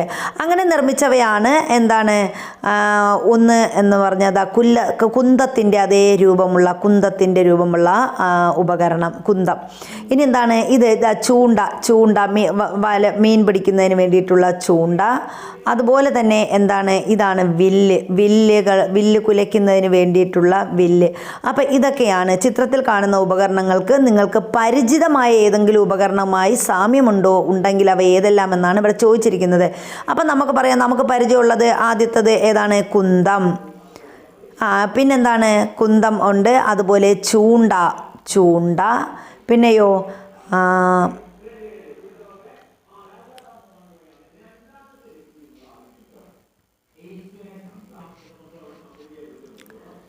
വില്ല്. അപ്പോൾ ഇതൊക്കെയാണ് ഇന്നത്തെ ഉപകരണങ്ങളുമായിട്ടുള്ള സാമ്യമെന്ന് പറയുന്നത്. ഇനി നമ്മളെന്താണ്, പ്രാചീന ശിലായുഗത്തിലെ ഉപകരണങ്ങളുടെ നിർമ്മാണവും സാങ്കേതിക വളർച്ചയും എന്ന വിഷയത്തിൽ ഒരു ചർച്ച സംഘടിപ്പിക്കാനായിട്ട് പറഞ്ഞിട്ടുണ്ട്. ഇത് കുട്ടികൾക്കായിട്ടുള്ള വർക്കാണ്, അത് നമുക്ക് നോക്കണ്ട. ഇനി നമ്മൾ പറയുന്നത് വളരെ വളരെ ഇമ്പോർട്ടൻ്റ് ആയിട്ടുള്ളൊരു പാർട്ടാണ്. എന്താണ്, ഇവിടെ കുറച്ചധികം ചിത്രങ്ങൾ തന്നിട്ടുണ്ട്. ആ ചിത്രങ്ങളുടെ പ്രത്യേകതയാണ് ആദ്യം നമ്മൾ നോക്കുന്നത്. എന്തൊക്കെയാണ്, ഇവിടെ ഒരു കാണ്ടാമൃഗത്തിൻ്റെ ചിത്രം തന്നിട്ടുണ്ട്. ഈ കാണ്ടാമൃഗം ഒറ്റക്കൊമ്പൻ കാണ്ടാമൃഗം. അപ്പോൾ ഇതിൻ്റെ പ്രത്യേകത എന്താണ്, ഇത് തന്നിരിക്കുന്നത് ഷോവെ, ഫ്രാൻസിലെ ഒരു സ്ഥലമാണ്. ഏത്, ഷോവെ. അപ്പോൾ ഫ്രാൻസിലെ ഷോവയിൽ നിന്ന് കിട്ടിയ ഒരു ഗുഹാചിത്രത്തിൻ്റെ രൂപമാണ് നമ്മളിവിടെ കണ്ടത്. ഇനി എന്താണ്, ഫ്രാൻസിലെ മറ്റൊരു ചിത്രം തന്നിട്ടുണ്ട്. ഫ്രാൻസിൽ നിന്ന് തന്നെ ഫ്രാൻസിലെ ലാസ്കോ എന്ന് പറയുന്ന സ്ഥലത്ത് നിന്ന് കിട്ടിയ കാളയുടെ രൂപമാണ് ഇവിടെ തന്നിരിക്കുന്നത്. കാളയുടെ രൂപമാണ് തന്നിരിക്കുന്നത്. അപ്പോൾ ആ ഒരു ഗുഹാചിത്രമാണ് ഇവിടെ തന്നത്. അപ്പോൾ ഫ്രാൻസിലെ ഷോവെ, ഫ്രാൻസിലെ ലാസ്കോ, പിന്നെന്താണ്, ഇവിടെ ഒരു ആനക്കൊമ്പിൽ നിർമ്മിച്ച ശില്പം തന്നിട്ടുണ്ട്. ഇതെവിടെ നിന്നാണ് കിട്ടിയത്, റഷ്യയിലെ സറൈസ്ക് എന്ന സ്ഥലത്ത് നിന്ന്. റഷ്യയിലെ സറൈസ്ക് എന്ന സ്ഥലത്ത് നിന്ന് ലഭിച്ചൊരു ആനക്കൊമ്പിൽ നിർമ്മിച്ച ശില്പമാണ് നമ്മൾ കണ്ടത്. ഇനി എന്താണ്, ഫ്രാൻസിലെ കുസാക്ക് എന്ന സ്ഥലത്ത് നിന്ന് ലഭിച്ച ഒരു ഗുഹയിലെ കോറിയിട്ട ചിത്രങ്ങളാണ് ഈ തന്നിരിക്കുന്നത്. അപ്പോൾ ഗുഹയിലെ കോറിയിട്ട ചിത്രങ്ങൾ, ഈ ചിത്രം കണ്ടാൽ നമുക്ക് എന്താണ്, ഒരു സ്ത്രീയുടെ ചിത്രമായിട്ട് തോന്നത്തില്ലേ? അതുപോലെ തന്നെ ഇത് മൃഗങ്ങളുടെ ചിത്രമായിട്ടും തോന്നും. അപ്പോൾ ഇതാണ് കുസാക്ക്, ഫ്രാൻസിലെ ഒരു സ്ഥലമാണ് കുസാക്ക്. അപ്പോൾ ഫ്രാൻസിലെ 3 സ്ഥലങ്ങൾ നമ്മൾ പറഞ്ഞു. ഏതൊക്കെയാണ് ഫ്രാൻസിൽ? ഷോവെ പറഞ്ഞു, ലാസ്കോ പറഞ്ഞു, കുസാക്ക് പറഞ്ഞു. ഇനി എന്താണ്, റഷ്യയിലെ ഒരു സ്ഥലം പറഞ്ഞു, അതാണ് സറൈസ്ക്. അവിടെ കിട്ടിയത് എന്താണ്, ആനക്കൊമ്പിൽ നിർമ്മിച്ച ശില്പം കിട്ടിയത് എവിടെ നിന്നാണ് ചോദിച്ചാൽ എവിടെ നിന്നാണ്, നമ്മുടെ റഷ്യയിലെ സറൈസ്കിൽ നിന്നാണ്. ഇനി സ്പെയിനിലെ ലാഗർമ ഗുഹകളിൽ നിന്ന് കണ്ടെത്തിയ അസ്ഥികളിലെ കൊത്തുപണികളാണ് ഇവിടെ തന്നിരിക്കുന്നത്. അപ്പോൾ ഇത് കണ്ടെത്തിയത് എവിടെ നിന്നാണ്, നമ്മുടെ സ്പെയിനിലെ ഒരു ഗുഹയാണ് ലാഗർമ ഗുഹ. ലാഗർമ ഗുഹ എവിടെയാണ്, സ്പെയിനിലാണ്. അവിടെ നിന്ന് കിട്ടിയ അസ്ഥികളിലെ കൊത്തുപണികളാണ് ഈ കാണിച്ചിരിക്കുന്നത്. ഇനി പ്രാചീന മനുഷ്യരുടെ കലാസൃഷ്ടികളുടെ ചിത്രമാണ് മുകളിൽ തന്നിരിക്കുന്നത്. അപ്പോൾ പ്രാചീന മനുഷ്യർക്ക് അവരും കലയൊക്കെ അവർക്ക് വളരെ താല്പര്യമുള്ള കൂട്ടത്തിലുള്ളതായിരുന്നു. അപ്പോൾ അവരുടെ കലാസൃഷ്ടികളുടെ ചിത്രങ്ങളാണ് നമ്മൾ എന്ത് ചെയ്തത്, ഇവിടെയൊക്കെ കണ്ടത്. ഈ ചിത്രങ്ങളിൽ നിന്ന് നിങ്ങൾക്ക് എന്തെല്ലാം മനസ്സിലാക്കാൻ കഴിയുന്നു? ലളിതമായ, അപ്പോൾ ഇതിൽ നിന്ന് നമുക്ക് എന്തൊക്കെ മനസ്സിലാക്കാം? ലളിതമായ ഒഴുക്കൻ വരകൾ, ലളിതമായ ഒഴുക്കൻ, കോറിയിട്ട ചിത്രങ്ങളൊക്കെ നമ്മൾ കണ്ടു. ലളിതമായ ഒഴുക്കൻ വരകളാണ് ഇവർ വരച്ചിരുന്നത്. പിന്നെന്താണ്, കോറിയിട്ട ചിത്രങ്ങൾ, ശില്പങ്ങൾ തുടങ്ങി വിവിധ മാർഗങ്ങൾ പ്രാചീന ശിലായുഗത്തിൻ്റെ അവസാന ഘട്ടത്തിൽ ആശയവിനിമയത്തിന് ഉപയോഗിച്ചിരുന്നതായി ഈ ചിത്രങ്ങളിൽ നിന്ന് നമുക്ക് മനസ്സിലാക്കാൻ കഴിയും, അല്ലേ? അപ്പോൾ ഈ നമ്മുടെ പ്രാചീന ശിലായുഗത്തിൻ്റെ അവസാന ഘട്ടത്തിലാണ് എന്ത് ചെയ്തത്, ഇതൊക്കെ വികസിച്ച് വന്നത്. ആ ലളിതമായ ഒഴുക്കൻ വരകൾ, അതുപോലെ കോറിയിട്ട ചിത്രങ്ങൾ, പിന്നെന്താണ്, ശില്പങ്ങൾ തുടങ്ങി വിവിധ മാർഗങ്ങൾ പ്രാചീന ശിലായുഗത്തിൻ്റെ അവസാന ഘട്ടത്തിൽ അവരെന്തിനു വേണ്ടിയിട്ട് ഉപയോഗിച്ചു, ആശയവിനിമയത്തിന് വേണ്ടി ഉപയോഗിച്ചിരുന്നതായി ഈ തന്ന ചിത്രങ്ങളിൽ നിന്ന് നമുക്ക് മനസ്സിലാക്കാൻ കഴിയും. മൃഗങ്ങളുടെ ചിത്രീകരണം. അപ്പം മൃഗങ്ങളുടെ ചിത്രീകരണം നമ്മൾ എവിടെയൊക്കെയാണ് കണ്ടത്? മൃഗങ്ങളുടെ ചിത്രീകരണം കണ്ടത് ഷോവെ, അതുപോലെ ലാസ്കോ ഗുഹകൾ. എവിടെയുള്ള? ഫ്രാൻസിലെ ഷോവെ, ലാസ്കോ ഗുഹകളിൽ നിന്ന് മൃഗങ്ങളുടെ ചിത്രീകരണം കണ്ടു. അതുപോലെ മൃഗത്തിൻ്റെയും സ്ത്രീയുടെയും കോറിയിട്ട രൂപം ഇവിടെ നിന്ന് നമുക്ക് കണ്ടെത്താൻ പറ്റി. നമ്മുടെ കുസാക്ക് ഗുഹ, ഫ്രാൻസിലെ തന്നെ കുസാക്ക് ഗുഹയിൽ നിന്ന് മൃഗത്തിൻ്റെയും സ്ത്രീയുടെയും കോറിയിട്ട രൂപം. ഇനി എന്താണ്, ഒരു വീൻ വീനസിൻ്റെ പ്രതിമ നമ്മൾ കണ്ടായിരുന്നു, ആനക്കൊമ്പിൽ തീർത്തൊരു പ്രതിമ അല്ലേ, അത് വീനസിൻ്റെ പ്രതിമയാണ്. എവിടെ നിന്നാണ് ഇത് കിട്ടിയത്? റഷ്യയിലെ സറൈസ്ക എന്ന് പറയുന്ന സ്ഥലത്ത്. എന്നിവ അനുഷ്ഠാനവുമായോ വിശ്വാസവുമായോ ബന്ധമുള്ളതായി പുരാവസ്തു ഗവേഷകർ അഭിപ്രായപ്പെടുന്നു. അപ്പോൾ ഈ പറഞ്ഞ വീനസിൻ്റെ ചിത്രം, അതുപോലെ തന്നെ സ്ത്രീയുടെ ചിത്രം, മൃഗങ്ങളുടെ ചിത്രം, ഇതൊക്കെ എന്താണ്? ആദിമകാലത്ത് മനുഷ്യരുടെ അനുഷ്ഠാനവുമായും വിശ്വാസവുമായും ബന്ധമുള്ളതായിട്ടാണ് ആര് പറയുന്നത്? പുരാവസ്തു ഗവേഷകർ അഭിപ്രായപ്പെടുന്നത്. സ്പെയിനിലെ ലാഗർമ ഗുഹയിൽ നിന്ന് കണ്ടെത്തിയ അസ്ഥികളിലെ കൊത്തുപണികൾ അക്കാലത്ത് മനുഷ്യരുടെ കലാവൈദഗ്ധ്യത്തിനു തെളിവാണ്. അപ്പോൾ എവിടെ നിന്ന് കണ്ടെത്തിയതാണ്? സ്പെയിനിലെ ലാഗർമ ഗുഹയിൽ നിന്ന് കണ്ടെത്തിയ അസ്ഥികളിലെ കൊത്തുപണികൾ എന്താണ്? ഈ കാലഘട്ടത്തിലെ മനുഷ്യരുടെ കലാവൈദഗ്ധ്യത്തിന് തെളിവാണ്. അപ്പോൾ ഇത് ഇങ്ങനെയായിരിക്കും നമ്മളോട് ഓരോ കാര്യങ്ങൾ പറഞ്ഞിട്ടായിരിക്കും ഓരോ ക്വസ്റ്റ്യൻസ് ആയിട്ട് ചോദിക്കുന്നത്. അപ്പോൾ ഇവിടെ എങ്ങനെയായിരിക്കും ക്വസ്റ്റ്യൻ വരേണ്ടത്? അതായത് മൃഗങ്ങളുടെ ചിത്രീകരണം ലഭിച്ചത് എവിടെ നിന്ന്? ഷോവെ, ലാസ്കോ ഗുഹകളിൽ നിന്ന്. മൃഗത്തിൻ്റെയും സ്ത്രീയുടെയും കോറിയിട്ട രൂപം ലഭിച്ചത് എവിടെ നിന്നാണ്? കുസാക്ക് ഗുഹകളിൽ നിന്ന്. ഇനി പ്രാചീന മനുഷ്യരുടെ കലാസൃഷ്ടിക്ക് വൈദഗ്ധ്യം വിളിച്ചു പറയുന്ന എന്താണ്? വീനസ് പ്രതിമ, അല്ലെങ്കിൽ അവരുടെ അനുഷ്ഠാനവുമായോ വിശ്വാസവുമായോ ബന്ധമുള്ള വീനസ് പ്രതിമ ലഭിച്ചത് ഏത് സ്ഥലത്ത് നിന്നാണ് എന്നൊക്കെ നമ്മളോട് ചോദിക്കാം. അത് സറൈസ്ക, റഷ്യയിലെ സറൈസ്ക എന്ന് പറയുന്ന സ്ഥലത്ത് നിന്നാണ്. പിന്നെന്താണ്? നമ്മൾ സ്പെയിനിലെ ലാഗർമ ഗുഹയിൽ നിന്ന് കണ്ടെത്തിയത് അസ്ഥികളിലെ കൊത്തുപണികൾ. അപ്പോൾ അസ്ഥികളിലെ കൊത്തുപണികൾക്ക് അല്ലെങ്കിൽ പ്രാചീന മനുഷ്യരുടെ കലാവൈദഗ്ധ്യത്തിന് ഊന്നൽ നൽകുന്ന സ്പെയിനിലെ ലാഗർമ ഗുഹയിൽ നിന്ന് കണ്ടെത്തിയ അസ്ഥിയിലെ കൊത്തുപണികൾ, ഇതൊക്കെ പ്രാചീന മനുഷ്യരുടെ കലാവൈദഗ്ധ്യത്തിന് ഉദാഹരണമാണ്. ഗുഹാചിത്രങ്ങൾ വരയ്ക്കുന്നതിന് വിവിധ തരം നിറങ്ങൾ ഉപയോഗിച്ചിരുന്നു. അപ്പോൾ ഇവർ എന്ത് ചെയ്തു? ഈ ഗുഹാചിത്രങ്ങൾ നിർമ്മിക്കുന്നതിന് എന്താണ്? വിവിധ തരത്തിലുള്ള നിറങ്ങൾ ഉപയോഗിച്ചിരുന്നു. ഇനി ഈ നിറങ്ങളൊക്കെ അന്ന് എവിടെന്നാ? നമ്മൾ ഇന്ന് കാണുന്നത് പോലെയുള്ള നിറങ്ങളൊക്കെ അന്നുണ്ടോ? ഇല്ല. മറിച്ച് എന്താണ്? ചെടികൾ, മരത്തിൻ്റെ തോല്, കായ്കൾ എന്നിവ അരച്ച് ചെങ്കൽ പൊടി ചേർത്താണ് നിറങ്ങൾ ഉണ്ടാക്കിയിരുന്നത്. അപ്പം നിറങ്ങൾ ഉണ്ടാക്കിയത് എങ്ങനെയാണ്? ചെടികൾ, അതുപോലെ മരത്തിൻ്റെ തോല്, കായ്കൾ എന്നിവ അരച്ച് എന്തുമായി ചേർക്കുന്നു? ചെങ്കൽ പൊടി ചേർത്താണ് നിറങ്ങൾ ഉണ്ടാക്കിയിരുന്നത്. സൂര്യപ്രകാശം എത്താൻ കഴിയാത്ത ഗുഹയുടെ ഉൾഭിത്തികളിലാണ് ചിത്രങ്ങൾ വരച്ചിരുന്നത്. അപ്പോൾ ചിത്രങ്ങളൊക്കെ ഇവർ വരച്ചിരുന്നത് ഗുഹയുടെ ഉൾഭിത്തികളിലാണ്. കൽസൂചികളും മുനയുള്ള ആയുധങ്ങളും ഉപയോഗിച്ചാണ് ഇത്തരം ചിത്രങ്ങൾ അവർ വരച്ചിരുന്നത്. അപ്പോൾ ഈ ചിത്രങ്ങളൊക്കെ വരയ്ക്കാനായിട്ട് അവർ എന്തുപയോഗിച്ചു? നമ്മൾ ഈ പറഞ്ഞതുപോലെ കൽസൂചികളും അതുപോലെ മുനയുള്ള ആയുധങ്ങളും ഒക്കെ ഉപയോഗിച്ചാണ് ഇവർ എന്ത് ചെയ്തിരുന്നത്? ഇത്തരം ചിത്രങ്ങൾ വരച്ചിരുന്നത്. ഗുഹകളിലെ മേൽഭിത്തികളിലും ചിത്രങ്ങൾ വരച്ചിരുന്നതായി നമുക്ക് കാണാൻ കഴിയും. അപ്പോൾ ഗുഹകളുടെ ഭിത്തികളിൽ മാത്രമല്ല, മേൽഭിത്തികളിലും ഇവരെന്ത് ചെയ്തിരുന്നു? ചിത്രങ്ങൾ വരച്ചിരുന്നു. പ്രാചീന മനുഷ്യർ ആർജിച്ച വൈജ്ഞാനിക വികാസത്തിൻ്റെയും സാങ്കേതിക വൈദഗ്ധ്യത്തിൻ്റെയും തെളിവായി ഇത്തരം ചിത്രങ്ങളും ശില്പങ്ങളും കണക്കാക്കപ്പെടുന്നു. ഇനി പ്രാചീന ശിലായുഗ കാലത്തെ ഉപകരണങ്ങൾ, കലകൾ എന്നിവയിൽ നിന്നും മനുഷ്യരുടെ ജീവിതത്തെക്കുറിച്ചുള്ള എന്തെല്ലാം വിവരങ്ങളാണ് ലഭിക്കുന്നതെന്നാണ് അടുത്ത് നമ്മൾ പറയാൻ പോകുന്നത്. അപ്പോൾ ഇത്രയും നേരം നമ്മൾ പ്രാചീന ശിലായുഗം പഠിച്ചതിൽ നിന്ന് നമുക്ക് എന്തൊക്കെ കാര്യങ്ങളാണ് മനസ്സിലാക്കിയത്? അപ്പോൾ പ്രാചീന ശിലായുഗത്തെക്കുറിച്ച് നമുക്കൊന്ന് നോക്കാം. പരുക്കൻ കല്ലുപകരണങ്ങൾ ഉപയോഗിച്ചിരുന്നു. അപ്പോൾ പ്രാചീന ശിലായുഗത്തിൻ്റെ മാത്രം പ്രത്യേകത എന്താണ്? പരുക്കൻ കല്ലുപകരണങ്ങൾ ഉപയോഗിച്ചിരുന്നു. ഇനി അടുത്തതെന്താ? ഗുഹകളിലും തുറസായ സ്ഥലങ്ങളിലും വസിച്ചിരുന്നു. അപ്പോൾ പ്രാചീന ശിലായുഗത്തിലെ മനുഷ്യർ താമസിച്ചിരുന്നത് ഗുഹകളിലും അതുപോലെ എവിടെയുമായിരുന്നു? തുറസായ സ്ഥലങ്ങളിലും ഇവർ താമസിച്ചിരുന്നു. ഇനി ഇവരുടെ പ്രധാനപ്പെട്ട ഉപജീവന മാർഗങ്ങൾ എന്തൊക്കെയായിരുന്നു? വേട്ടയാടൽ, ശേഖരണം, അതായത് പഴങ്ങൾ, അതുപോലെ വേരുകൾ, കിഴങ്ങ് വർഗ്ഗങ്ങൾ, കായ്കനികൾ, അങ്ങനെയെല്ലാം ഇതൊക്കെയാണ് അവരുടെ ശേഖരണം. തേന്, ഇതൊക്കെയാണ് ഈ ശേഖരണത്തിൽ ഉൾപ്പെടുന്നത്. അപ്പോൾ ഇതൊക്കെയാണ് ഇവരുടെ ഉപജീവന മാർഗങ്ങൾ എന്ന് പറയുന്നത്. വേട്ടയാടൽ, ശേഖരണം എന്നിവയായിരുന്നു ഉപജീവന മാർഗങ്ങൾ. ഇനി ബാൻഡുകൾ അഥവാ പറ്റങ്ങളായിരുന്നു സമൂഹത്തിൻ്റെ അടിസ്ഥാന ഘടകം. അപ്പോൾ ബാൻഡുകൾ അല്ലെങ്കിൽ പറ്റങ്ങൾ ആണ് ഈ സമൂഹത്തിൻ്റെ അടിസ്ഥാന ഘടകം എന്ന് പറയുന്നത്. ബാൻഡുകൾ എന്ന് പറഞ്ഞാൽ എന്താണ്? 100-ൽ താഴെ അംഗങ്ങൾ ഉൾപ്പെടുന്ന ചെറു സമൂഹങ്ങളാണ് ബാൻഡുകൾ അല്ലെങ്കിൽ പറ്റങ്ങൾ എന്ന് പറയുന്നത്. അപ്പോൾ ബാൻഡ് അഥവാ പറ്റം എന്ന് പറഞ്ഞാൽ എന്താണ്? 100-ൽ താഴെ അംഗങ്ങൾ ഉൾപ്പെടുന്ന ചെറു സമൂഹങ്ങളെയാണ് നമ്മൾ ബാൻഡുകൾ അല്ലെങ്കിൽ പറ്റങ്ങൾ എന്ന് പറയുന്നത്. ബാൻഡിലെ അംഗങ്ങളെ പരസ്പരം ബന്ധിപ്പിച്ചിരിക്കുന്നത് രക്തബന്ധമാണ്.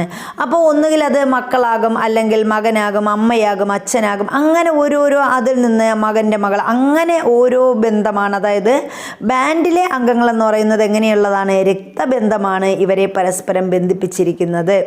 അപ്പോൾ നമ്മൾ പറഞ്ഞു എന്താണ്? ബാൻഡുകളായിട്ടാണ് ഇവരെന്ത് ചെയ്തിരുന്നത്? ഈ സമൂഹത്തിൻ്റെ അടിസ്ഥാന ഘടകം എന്ന് പറയുന്നത് ബാൻഡുകളായിരുന്നു. പുരുഷന്മാർ വേട്ടയാടലിലും സ്ത്രീകൾ ശേഖരണത്തിലും ഏർപ്പെട്ടിരുന്നു. അപ്പോൾ പുരുഷന്മാരുടെ പ്രധാന ജോലി വേട്ടയാടലാണെങ്കിൽ സ്ത്രീകൾ എന്ത് ചെയ്തു? കായ്കനികളും അതുപോലെ പഴവർഗ്ഗങ്ങളും ഈ കിഴങ്ങ് വർഗ്ഗങ്ങളും ഒക്കെ ശേഖരിച്ചിരുന്നത് ആരാ? സ്ത്രീകളായിരുന്നു. ഭക്ഷണം സംഭരിച്ച് വച്ചിരുന്നില്ല. അപ്പോൾ പ്രാചീന ശിലായുഗത്തിലെ മനുഷ്യർക്ക് ഭക്ഷണം സംഭരിച്ച് വയ്ക്കാനൊന്നും അറിയില്ലായിരുന്നു. അവർ ഭക്ഷണം സംഭരിച്ച് വച്ചിരുന്നില്ല. നാടോടി ജീവിതമാണ് നിലനിന്നിരുന്നത്. അപ്പോൾ ഒരു സ്ഥലത്ത് നിന്ന് മറ്റൊരു സ്ഥലത്തേക്ക് എന്ത് ചെയ്യുന്നു? ഇങ്ങനെ പോയി അങ്ങനെ യാത്ര ചെയ്യുന്ന അല്ലെങ്കിൽ പോകുന്ന ഒരു നാടോടി ജീവിതമാണ് ആർക്കുണ്ടായിരുന്നത്? പ്രാചീന ശിലായുഗത്തിലെ മനുഷ്യർക്ക് ഉണ്ടായിരുന്നത്. ഇനി നമ്മൾ ഇവിടെ ലോക ഭൂപടത്തിൽ രേഖപ്പെടുത്തിയിരിക്കുന്ന പ്രാചീന ശിലായുഗ കേന്ദ്രങ്ങളുടെ സവിശേഷതകൾ രേഖപ്പെടുത്താനാണ് ഇവിടെ പറഞ്ഞിരിക്കുന്നത്. അപ്പം നമുക്ക് നോക്കാം. ഇവിടെ നമ്മുടെ ഇതാണ് ലോക ഭൂപടം. അപ്പോൾ നമ്മുടെ ലോക ഭൂപടമാണ് ഈ തന്നിരിക്കുന്നത്. അപ്പോൾ ഇതിൽ ഒരു 3-4 സ്ഥലങ്ങൾ 4-5 സ്ഥലങ്ങൾ പറഞ്ഞിട്ടുണ്ട്. ഏതൊക്കെയാണ്? ലാസ്കോ ഗുഹ പറഞ്ഞിട്ടുണ്ട്. അതുപോലെ ലാഗർമ ഗുഹ, ലാസ്കോ ഗുഹകൾ, പിന്നെന്താണ്? കുസാക്ക് ഗുഹ, സറൈസ്ക്, അതുപോലെ ഷോവേ ഗുഹ, ഇത്രയുമാണ് ഇവിടെ തന്നിരിക്കുന്നത്. അപ്പോൾ ഇതിൽ സറൈസ്ക് എന്ന് പറയുന്നത് ഇവിടെയാണ്. ഇതാണ് സറൈസ്ക്. ഈ സറൈസ്ക് എവിടെയാണ്? റഷ്യയിലാണ് സറൈസ്ക്. അപ്പോൾ ഇവിടെയാണ് റഷ്യ ഉൾപ്പെടുന്നത്. ഇനി എന്താണ്? കുസാക്ക് ഗുഹ, അതുപോലെ ഏതാണ്? ലാസ്കോ ഗുഹ, പിന്നെ ഏതാണ്? ഷോവേ ഗുഹ. ഇത് 3ഉം എവിടെയാ? ഈ 3 ഗുഹകളും ഒരു സ്ഥലത്താണ്. എവിടെയാണത്? ഫ്രാൻസിലാണ്. 3ഉം ഫ്രാൻസിലാണ്. ഇനി അടുത്ത ഏതാണ്? ലാഗർമ ഗുഹ. നമ്മൾ പഠിച്ചു ലാഗർമ ഗുഹ എന്ന് പറയുന്നത് എവിടെയാ? സ്പെയിനിലാണ്. ചിലപ്പോൾ ഇങ്ങനെ ചേരുംപടി ചേർക്കാനൊക്കെ ചോദിക്കാം നമ്മളോട്.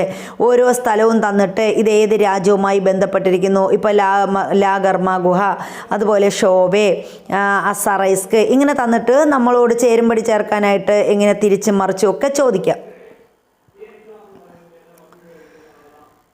ഇനി മധ്യശിലായുഗത്തിലേക്കാണ് നമ്മൾ പോകുന്നത്. മധ്യശിലായുഗം അല്ലെങ്കിൽ മെസോലിത്തിക് ഏജ് എന്ന് പറയും. എന്താണെന്ന് നോക്കാം. മധ്യശിലായുഗത്തെക്കുറിച്ച് നമ്മൾ പഠിക്കുന്നത് പ്രാചീന ശിലായുഗത്തിൽ നിന്നും നവീന ശിലായുഗത്തിലേക്കുള്ള പരിവർത്തനത്തിൻ്റെ ഘട്ടമാണ് മധ്യശിലായുഗം. അപ്പം മധ്യശിലായുഗം എന്ന് പറഞ്ഞാൽ എന്താണ്? പ്രാചീന ശിലായുഗത്തിൽ നിന്നും എങ്ങോട്ടുള്ള? നവീന ശിലായുഗത്തിലേക്കുള്ള പരിവർത്തനമാണ് മധ്യശിലായുഗം എന്ന് പറയുന്നത്. മെസോസ് അല്ലെങ്കിൽ മധ്യം, ലിത്തോസ് അല്ലെങ്കിൽ ശില എന്നീ 2 ഗ്രീക്ക് പദങ്ങളിൽ നിന്നാണ് മെസോലിത്തിക് എന്ന പദം രൂപം കൊണ്ടത്. അപ്പോൾ മെസോലിത്തിക് എന്ന് പറയുന്ന പദം രൂപം കൊണ്ടത് ഏതൊക്കെ വാക്കുകളിൽ നിന്നാണ്? മെസോസ് എന്നും അതുപോലെ ലിത്തോസ് എന്നുമുള്ള 2 വാക്കുകളിൽ നിന്നാണ് മെസോലിത്തിക് എന്ന വാക്കുണ്ടായത്. എന്താണ് മെസോസ് എന്ന് പറഞ്ഞാൽ എന്താണ് അർത്ഥം? മധ്യം എന്നാണ് അർത്ഥം. മധ്യമല്ല, മധ്യം. അപ്പോൾ മെസോസ് എന്ന് പറഞ്ഞാൽ മധ്യം, ലിത്തോസ് എന്ന് പറഞ്ഞാൽ ശില. ഇങ്ങനെ ഈ 2 ഗ്രീക്ക് പദങ്ങളിൽ നിന്നാണ് ഏത് ഉണ്ടായത്?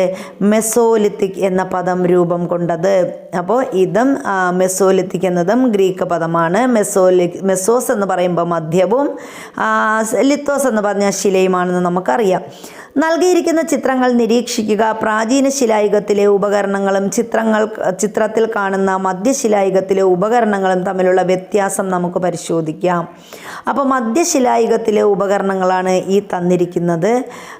എന്താണ്? പ്രാചീന ശിലായുഗത്തിൽ ഉപയോഗിച്ചിരുന്നവയേക്കാൾ എന്താണ് പ്രത്യേകത? ചെറിയ ഉപകരണങ്ങളാണ് എവിടെ ഉപയോഗിച്ചിരുന്നത്? മധ്യശിലായുഗത്തിൽ ഉപയോഗിച്ചത്. അപ്പം മധ്യശിലായുഗത്തിൽ വന്നപ്പോൾ എന്താണ്? ചെറിയ ഉപകരണങ്ങളുടെ ഇതൊക്കെ എന്ത് ചെയ്തു? ചെറിയ ഉപകരണങ്ങൾ ഉപയോഗിക്കാൻ തുടങ്ങി. ഇനി പ്രാചീന ശിലായുഗത്തിലാണെങ്കിലോ നമ്മൾ പറഞ്ഞു എന്താണ്? പരുക്കൻ ശിലായുധങ്ങളാണ് അവർ ഉപയോഗിച്ചിരുന്നത്. ഇനി അടുത്ത് പറയുന്നത് മൈക്രോലിത്തുകൾ അഥവാ സൂക്ഷ്മശിലകൾ എന്ന് വിളിക്കുന്ന കല്ലുപകരണങ്ങൾ ഉപയോഗിച്ചിരുന്ന കാലമാണ് മധ്യശിലായുഗം. അപ്പം മധ്യശിലായുഗത്തിലാണ് ഇവർ എന്ത് ചെയ്തിരുന്നത്? സൂക്ഷ്മശിലകൾ എന്ന് വിളിക്കുന്ന കല്ലുപകരണങ്ങൾ ഉപയോഗിച്ചിരുന്ന കാലഘട്ടം ഏതെന്ന് ചോദിച്ചാൽ നമ്മൾ ഏതെന്ന് പറയണം? മധ്യശിലായുഗമാണ്. മൈക്രോലിത്ത് അല്ലെങ്കിൽ സൂക്ഷ്മശിലകൾ ഉപയോഗിച്ചിരുന്ന കാലഘട്ടമാണ് ഏത് കാലഘട്ടം? മധ്യകാലഘട്ടം എന്ന് പറയുന്നത്. ആദിമ മനുഷ്യരുടെ ആശയവിനിമയത്തിൻ്റെ വികാസം പ്രാചീന ശിലായുഗത്തിൻ്റെ അവസാന ഘട്ടങ്ങളിലാണെന്ന് മുമ്പേ നമ്മൾ പറഞ്ഞിരുന്നു. അപ്പോൾ ആദിമ മനുഷ്യരുടെ ആശയവിനിമയമൊക്കെ ആരംഭിച്ചത് എങ്ങനെയാണ്? പ്രാചീന ശിലായുഗത്തിൻ്റെ അവസാന ഘട്ടത്തിലാണ്. അപ്പോൾ ഇന്ത്യയിൽ പ്രധാനമായും ഈ വികാസം നമുക്ക് കാണാൻ കഴിയുന്നത് മധ്യശിലായുഗത്തിലാണ്. അപ്പം മധ്യശിലായുഗത്തിലാണ് എന്ത്? പ്രാചീന ശിലായുഗത്തിൻ്റെ അവസാന ഘട്ടത്തിലാണ് മറ്റ് സ്ഥലങ്ങളിലൊക്കെ എന്താരംഭിച്ചത്? നമ്മൾ പറഞ്ഞു കുറച്ചുകൂടി എന്താണ് അവർ പുരോഗതി പ്രാപിച്ചത്. അപ്പോൾ ഇന്ത്യയിലാണെങ്കിൽ പ്രധാനമായും ഈ വികാസം നമുക്ക് കാണാൻ കഴിയുന്നത് മധ്യശിലായുഗത്തിലാണ്. അപ്പോൾ ഇന്ത്യയിൽ മധ്യശിലായുഗത്തിലാണ് അവർ ഒരുപാട് വികാസം കൈവന്നത്. മധ്യപ്രദേശിലെ ഭിംബേട്ക, അപ്പോൾ മധ്യപ്രദേശിലെ ഭിംബേട്ക, ലഖ്ജാവോർ, കഥോട്ടിയ എന്നീ ഗുഹാകേന്ദ്രങ്ങളിലെ കലാസൃഷ്ടികൾ ആദിമ മനുഷ്യൻ്റെ ജീവിത രീതികൾ മനസ്സിലാക്കാൻ സഹായിക്കുന്നു. അപ്പോൾ ഏതൊക്കെയാണ് നമ്മൾ പറഞ്ഞ? ഭിംബേട്ക എവിടെയാണ്? മധ്യപ്രദേശിലെ ഭിംബേട്ക. അതുപോലെ ലഖ്ജാവോർ മധ്യപ്രദേശിലെ ലഖ്ജാവോർ. പിന്നെ ഏതാ? കഥോട്ടിയ. ഇവിടെയൊക്കെ ഉള്ള എന്താണ് ചിത്രങ്ങൾ നമുക്ക് എന്താണ് മധ്യശിലായുഗത്തിലെ നിന്ന് ലഭിച്ചിട്ടുള്ളതാണ്. അപ്പോൾ ഇവയൊക്കെ എന്താണ് മധ്യശിലായുഗത്തിലാണ് ഈ ചിത്രങ്ങൾ നമുക്ക് ലഭിക്കുന്നത്. അപ്പം ഇതൊക്കെ എവിടെ നിന്നാണ് ലഭിച്ചത്? മധ്യപ്രദേശിലെ ഭിംബേട്ക, ലഖ്ജാവോർ, കഥോട്ടിയ എന്നീ ഗുഹാകേന്ദ്രങ്ങളിലെ കലാസൃഷ്ടികളാണ് നമ്മളിവിടെ കാണുന്നത്. അപ്പോൾ ഇത് ഈ ഭിംബേട്കയിൽ നിന്ന് ഇവിടെ എന്താണ് ഇവർ സ്ത്രീയും പുരുഷനും എന്ത് ചെയ്യുന്നു? അവരുടെ നൃത്തമാണെന്ന് തോന്നുന്നു. അപ്പോൾ അങ്ങനെ അമ്പും വില്ലുമൊക്കെ കൊണ്ടാണ് നിൽക്കുന്നത്. അപ്പോൾ ഇവർ വേട്ടയാടലിൻ്റെ ചിത്രമാണെന്ന് നമുക്ക് ഊഹിക്കാം. ഇനി എന്താണ്? ഇതുപോലെ തന്നെ മത്സ്യത്തിൻ്റെ ഒരു കുളം പോലെയൊക്കെ മത്സ്യത്തിൻ്റെ ചിത്രങ്ങളുണ്ട്. കുറച്ച് പിന്നെ ആളുകളൊക്കെ അവിടെ ഇരിക്കുന്നു. അങ്ങനെയൊക്കെയുള്ള ചിത്രങ്ങൾ, അവരുടെ വിനോദം, ഇതൊക്കെ ആയിരിക്കാം ഇതിലും വരുന്നത്. ഇനി എന്താണ്? കഥോട്ടിയ, ഇവിടെയും എന്താണ് മൃഗങ്ങളുടെ രൂപങ്ങൾ, സ്ത്രീ പുരുഷന്മാരുടെ രൂപങ്ങൾ ഒക്കെ ഇവിടെയും തന്നിട്ടുണ്ട്. അതുപോലെ തന്നെ ലഖ്ജാവോറിൽ ഇവിടെയും എന്താണ് കൂടുതലും മൃഗങ്ങളുടെയും പിന്നെ മനുഷ്യരുടെയൊക്കെ രൂപങ്ങൾ ഇവിടെയും ഉണ്ട്. ഇനി ഇവിടെയും എന്താണ്ട് അവരുടെ എന്താണ് ഭിംബേട്കയിലും നൃത്തം ചെയ്യുന്ന ചിത്രങ്ങളൊക്കെ ഇവിടെ തന്നിട്ടുണ്ട്. ഇനി ലഖ്ജാവോറിലും എന്താണ് നൃത്തം ചെയ്യുന്ന രൂപങ്ങളൊക്കെ ഇവിടെയും കൊടുത്തിരിക്കുന്നു. അപ്പോൾ ഇതൊക്കെയാണ് നമ്മുടെ മധ്യപ്രദേശിലെ സ്ഥലങ്ങളിൽ നിന്ന് ലഭിച്ച വിവരങ്ങളെന്ന് പറയുന്നത്. ഇനി ചിത്രങ്ങൾ നിരീക്ഷിച്ച് അവ പ്രാചീന മനുഷ്യൻ്റെ ഏതെല്ലാം ജീവിത രംഗങ്ങളെയാണ് ചിത്രീകരിക്കുന്നതെന്ന് പട്ടികപ്പെടുത്താൻ നമ്മൾ പറഞ്ഞു. അപ്പോൾ അത് ഇനി എന്താണ് ഈ ചിത്രത്തിൽ നിന്ന് മധ്യശിലായുഗത്തിലെ മനുഷ്യരുടെ ജീവിത രീതികളെപ്പറ്റി നമുക്ക് മനസ്സിലാക്കാൻ കഴിയുന്നുണ്ട്. അപ്പോൾ ഈ ചിത്രത്തിൽ നിന്ന് മധ്യശിലായുഗത്തിലെ മനുഷ്യരുടെ ജീവിത രീതികളാണ് നമുക്ക് എന്ത് ചെയ്യാൻ പറ്റുന്നത്? മനസ്സിലാക്കാൻ പറ്റുന്നത്. അപ്പോൾ ഈ കാലഘട്ടത്തിൻ്റെ സവിശേഷത താഴെ പറയുന്നുണ്ട്. അപ്പോൾ അതിൽ നിന്ന് കൂടുതൽ കാര്യം നമുക്ക് മനസ്സിലാക്കാൻ കഴിയും. മൈക്രോലിത്തുകൾ അഥവാ സൂക്ഷ്മശിലായുധങ്ങളുടെ ഉപയോഗം. അപ്പോൾ മധ്യകാലഘട്ടത്തിൽ നമ്മൾ പറഞ്ഞു എന്താണ് മൈക്രോലിത്തുകൾ അഥവാ സൂക്ഷ്മശിലകൾ ഉപയോഗിച്ചിരുന്ന കാലഘട്ടമാണ് മധ്യശിലായുഗം. വേട്ടയാടലിനും ശേഖരണത്തിനും പുറമെ മീൻപിടുത്തവും ഉപജീവന മാർഗമാക്കി. അപ്പോൾ വേട്ടയാടൽ മാത്രമല്ല, അതുപോലെ ശേഖരണം മാത്രമല്ല, പിന്നെ എന്തും കൂടിയുണ്ട്? മീൻപിടുത്തവും. നമ്മളവിടെ കണ്ടല്ലോ മത്സ്യത്തിനെ ഒക്കെ കണ്ടല്ലോ. അപ്പോൾ മീൻപിടുത്തലും ഇവരുടെ ഉപജീവന മാർഗമായി. ഇനി മൃഗങ്ങളെ ഇണക്കി വളർത്തലിൻ്റെ സൂചന. അപ്പോൾ ഇവർ മൃഗങ്ങളെയൊക്കെ ധാരാളം മൃഗങ്ങളുടെ ചിത്രം നമ്മൾ കണ്ടു. അപ്പോൾ മൃഗങ്ങളെയൊക്കെ ഇവർ ഇണക്കി വളർത്തിയിരുന്നു. ഇനി എന്താണ് ഇവരുടെ വിനോദങ്ങൾ, നൃത്തങ്ങൾ, അതെല്ലാം നമ്മൾ കണ്ടു. ഇനി എന്താണ് ലിംഗാടിസ്ഥാനത്തിലുള്ള തൊഴിൽ വിഭജനം. അപ്പോൾ സ്ത്രീകൾ ആണെങ്കിൽ നമ്മൾ പറഞ്ഞു ശേഖരണം, പുരുഷന്മാരാണെങ്കിൽ വേട്ടയാടൽ, ഇതൊക്കെ നമ്മൾ പറഞ്ഞായിരുന്നു. ഇനി ഇവിടെ മധ്യശിലായുഗ കേന്ദ്രങ്ങൾ തന്നിട്ടുണ്ട്. ഏതൊക്കെയാണെന്ന് നമുക്ക് നോക്കാം. സ്റ്റാർ കാർ ഏതാണ്? ഇംഗ്ലണ്ടിലാണ് സ്റ്റാർ കാർ. അപ്പോൾ മധ്യശിലായുഗ കേന്ദ്രങ്ങൾ ഇംഗ്ലണ്ടിലേക്ക് കാറുകൾ, നല്ല സ്റ്റാറുകളൊക്കെ ഉപയോഗിക്കുന്ന കാറുകളാണ് ഇംഗ്ലണ്ടിലെ കാറുകൾ എന്ന് ആലോചിച്ചാൽ മതി. അപ്പോൾ മധ്യശിലായുഗ കേന്ദ്രങ്ങൾ ഇംഗ്ലണ്ടിലുള്ളത് ഏതാണ്? സ്റ്റാർ കാറാണ്. ഇനി ഫാഹിയാൻ ഗുഹ എവിടെയാണ്? ശ്രീലങ്കയിലാണ് ഫാഹിയാൻ ഗുഹ. അപ്പോൾ ശ്രീലങ്കയിലാണ് ഫാഹിയാൻ ഗുഹ സ്ഥിതി ചെയ്യുന്നത്. അതുപോലെ സരൈ നെഹ്റായി എന്ന് പറയുന്നത് നമ്മുടെ ഇന്ത്യയിൽ തന്നെ ഉത്തർപ്രദേശിലാണ് സരൈ നെഹ്റായി. അപ്പോൾ ഇതൊക്കെ മധ്യശിലായുഗ കേന്ദ്രങ്ങളാണ്. മധ്യകാലഘട്ടത്തിലുള്ള മധ്യശിലായുഗ കേന്ദ്രങ്ങൾ നമ്മുടെ ആദിമ മനുഷ്യരുടെ. ഇനി അപ്പോൾ ഇവിടെ നമ്മൾ എന്തൊക്കെയാണ് ഒന്നുകൂടി ഞാൻ പറയാം. സ്റ്റാർ കാർ എന്ന് പറയുന്നത് ഏത് രാജ്യത്താണുള്ളതാണ്? ഇംഗ്ലണ്ടിലാണ് സ്റ്റാർ കാർ. അതുപോലെ ഫാഹിയാൻ ഗുഹ എവിടെയാണ്? അത് ശ്രീലങ്കയിലാണ് ഫാഹിയാൻ ഗുഹ. ഇനി സരൈ നെഹ്റായി വളരെ വളരെ ഇമ്പോർട്ടൻ്റ് ആയിട്ടുള്ളതാണ്. സരൈ നെഹ്റായി എന്ന് പറയുന്ന മധ്യശിലായുഗ കേന്ദ്രം എവിടെയാണ് സ്ഥിതി ചെയ്യുന്നത്? നമ്മുടെ ഇന്ത്യയിൽ തന്നെയാണ്, ഉത്തർപ്രദേശിലാണ്. ഇനി ഇവ ഓരോന്നും ഡീറ്റെയിൽ ആയിട്ട് കുറച്ച് നമ്മൾ ഇവിടെ തന്നിട്ടുണ്ട്. അതാണ് നമ്മൾ പറയുന്നത്. സ്റ്റാർ കാറിൻ്റെ പ്രത്യേകത എന്താണ്? യൂറോപ്പിലെ മധ്യശിലായുഗ കേന്ദ്രമാണ് സ്റ്റാർ കാർ. അതായത് രാജ്യം എടുത്ത് ചോദിക്കുകയാണെങ്കിൽ ഇംഗ്ലണ്ട്, ഭൂഖണ്ഡമാണ് ചോദിക്കുകയാണെങ്കിൽ യൂറോപ്പിലാണ്. അപ്പോൾ യൂറോപ്പിലെ മധ്യശിലായുഗ കേന്ദ്രം ഏതെന്ന് ചോദിച്ചാൽ അവിടെയും നമ്മൾ എന്തെഴുതണം? സ്റ്റാർ കാറാണ്. ഇനി ഇംഗ്ലണ്ടിലാണെന്ന് ചോദിച്ചാലും രാജ്യം എടുത്തു തരികയാണ്, രാജ്യമാണ്. സ്റ്റാർ കാർ ഏത് രാജ്യത്തെ മധ്യശിലായുഗ കേന്ദ്രമെന്ന് ചോദിച്ചാൽ ഏതാണ്? അത് ഇംഗ്ലണ്ടാണ്. വടക്ക് കിഴക്കൻ ഇംഗ്ലണ്ടിൽ കണ്ടെത്തിയ മധ്യശിലായുഗത്തിലെ ഒരു തുറസ്സായ അധിവാസ കേന്ദ്രമാണ് സ്റ്റാർ കാർ എന്ന് പറയുന്നത്. അപ്പോൾ ഈ കാണുന്നതാണ് സ്റ്റാർ കാർ. ഇതൊരു തുറസ്സായ അധിവാസ കേന്ദ്രമാണ്. ഇനി ജൈവ അവശിഷ്ടങ്ങളുടെ സാന്നിധ്യമാണ് ഈ കേന്ദ്രത്തിൻ്റെ പ്രധാന സവിശേഷത. അപ്പോൾ ഇവിടുത്തെ സവിശേഷത എന്താണ്? ജൈവ അവശിഷ്ടങ്ങളുടെ സാന്നിധ്യമാണ് ഈ കേന്ദ്രത്തിൻ്റെ പ്രധാന സവിശേഷത. ശിലകൾ കൊണ്ടും അസ്ഥികൾ കൊണ്ടും നിർമ്മിച്ച ഉപകരണങ്ങൾ ഇവിടെ നിന്ന് കണ്ടെത്തിയിട്ടുണ്ട്. അപ്പോൾ ഇവിടെ നിന്ന് എന്താണ്? അപ്പോൾ നമ്മളോട് ഇങ്ങനെയും ചോദിക്കാം, ശിലകൾ കൊണ്ടും അസ്ഥികൾ കൊണ്ടും നിർമ്മിച്ച ഉപകരണങ്ങൾ കണ്ടെത്തിയ യൂറോപ്പിലെ മധ്യശിലായുഗ കേന്ദ്രം ഏതാണ്? സ്റ്റാർ കാറാണ്. അല്ലെങ്കിൽ ഇങ്ങനെയും ചോദിക്കാം, ജൈവ അവശിഷ്ടങ്ങളുടെ സാന്നിധ്യമുള്ള യൂറോപ്പിലെ എന്താണ് മധ്യശിലായുഗ കേന്ദ്രം ഏതെന്ന് ചോദിക്കാം. അല്ലെങ്കിൽ എന്താണ് മധ്യശിലായുഗത്തിലെ ഒരു തുറസ്സായ അധിവാസ കേന്ദ്രം ഏത്? ഇങ്ങനെയുമൊക്കെ ചോദിക്കാം. ഇതിനെല്ലാത്തിനും ഒരു ഉത്തരം മാത്രമേ ഉള്ളൂ. ഏതാണ്? സ്റ്റാർ കാറാണ്. ഇനി നമ്മൾ പറയുന്നത് ആദ്യകാല മരപ്പണിയുടെ തെളിവുകളും ഇവിടെ നിന്ന് ലഭിച്ചിട്ടുണ്ട്.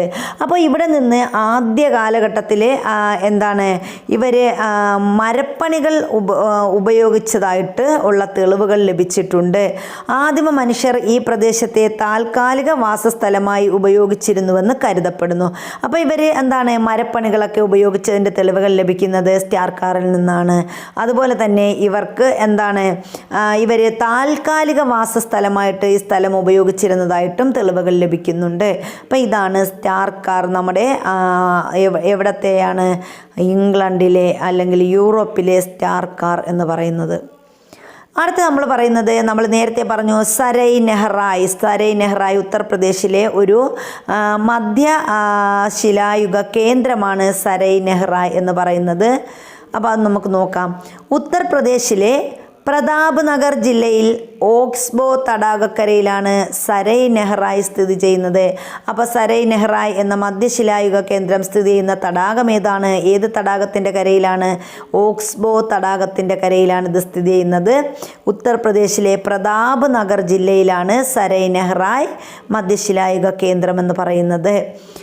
മധ്യശിലായുഗത്തിൻ്റെ പ്രധാന സവിശേഷതയായ മൈക്രോലിത്തുകൾ ഇവിടെ നിന്നും കണ്ടെത്തിയിട്ടുണ്ട്. അപ്പോൾ മധ്യശിലായുഗത്തിൻ്റെ പ്രധാന സവിശേഷതയായ എന്താണ്? മൈക്രോലിത്തുകൾ. അപ്പോൾ നമ്മൾ പറഞ്ഞു മധ്യശിലായുഗം എന്ന് പറഞ്ഞാൽ പിന്നെ മൈക്രോലിത്ത് അല്ലെങ്കിൽ സൂക്ഷ്മശിലായുഗം എന്നാണ് അറിയപ്പെടുന്നതെന്ന് പഠിച്ചായിരുന്നു. അപ്പോൾ ഈ മൈക്രോലിത്തുകൾ എവിടെ നിന്ന് കണ്ടെത്തിയിട്ടുണ്ട്? നമ്മുടെ സരൈ നെഹ്റായിൽ നിന്ന് കണ്ടെത്തിയിട്ടുണ്ട്. ഇവിടെ നിന്ന് ലഭിച്ച ഉയരമുള്ള മനുഷ്യരുടെ അസ്ഥികൾ വളരെ പ്രധാനപ്പെട്ട പുരാവസ്തു തെളിവാണ്. അപ്പോൾ ഇങ്ങനെ ചോദിക്കാം, ഉയരമുള്ള മനുഷ്യരുടെ അസ്ഥികൾ കണ്ടെത്തിയ മധ്യശിലായുഗ കേന്ദ്രം ഏതാണ്? സരൈ നെഹ്റായാണ്.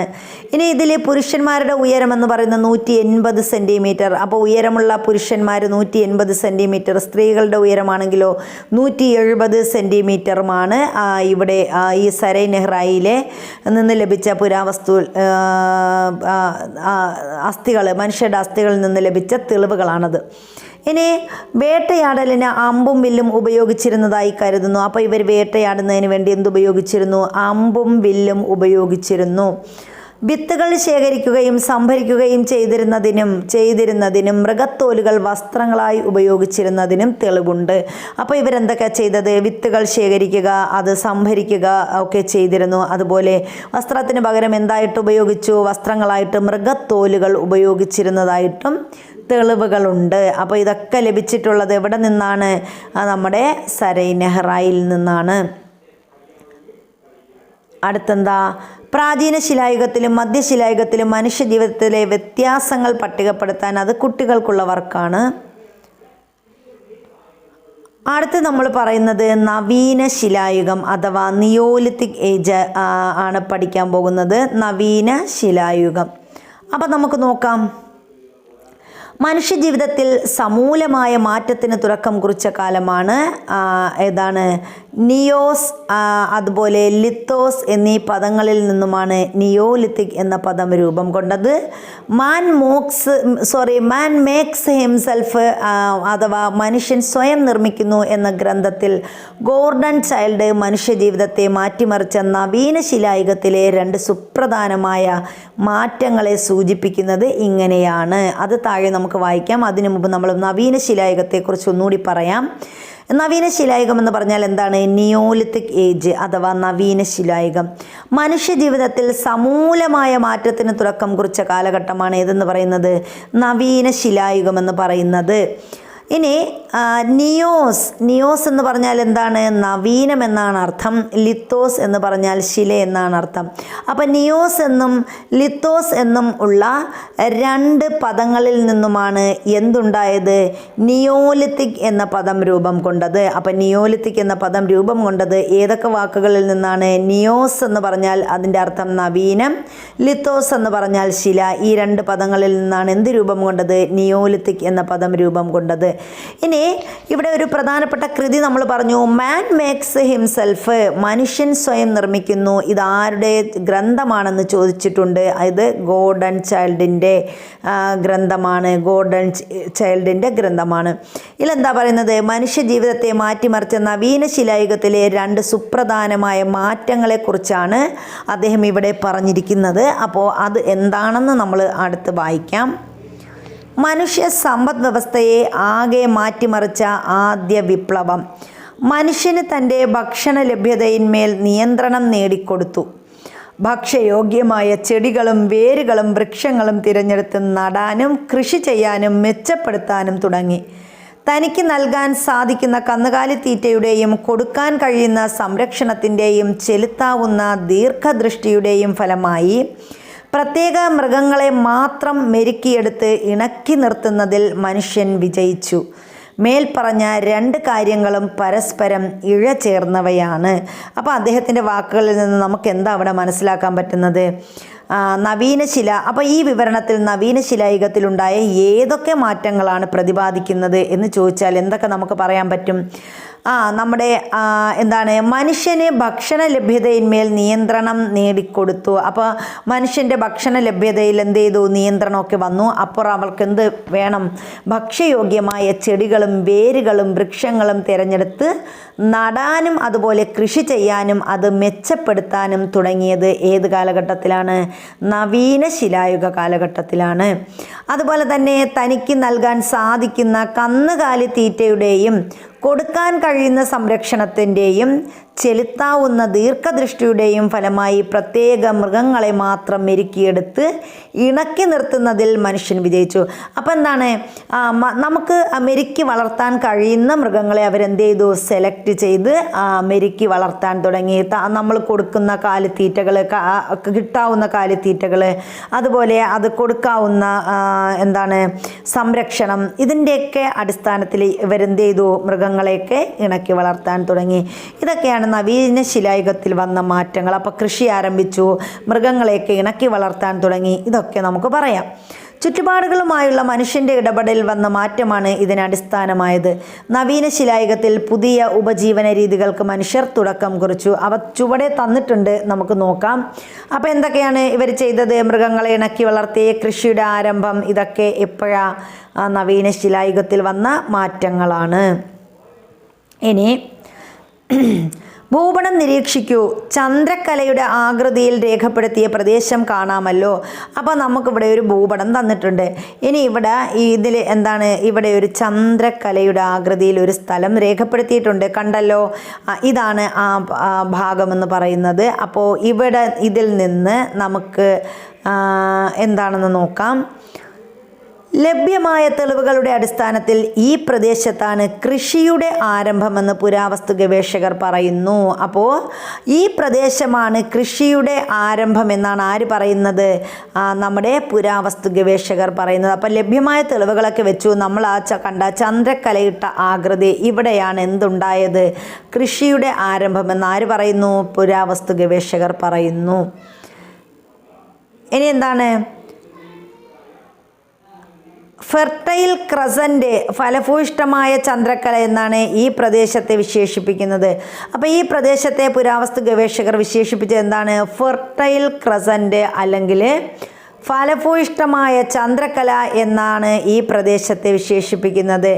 ഈ പ്രദേശം ഇന്ന് ഏതൊക്കെ രാജ്യങ്ങളുടെ ഭാഗമാണെന്ന് കണ്ടെത്താമോ എന്ന് ചോദിച്ചിട്ടുണ്ട്.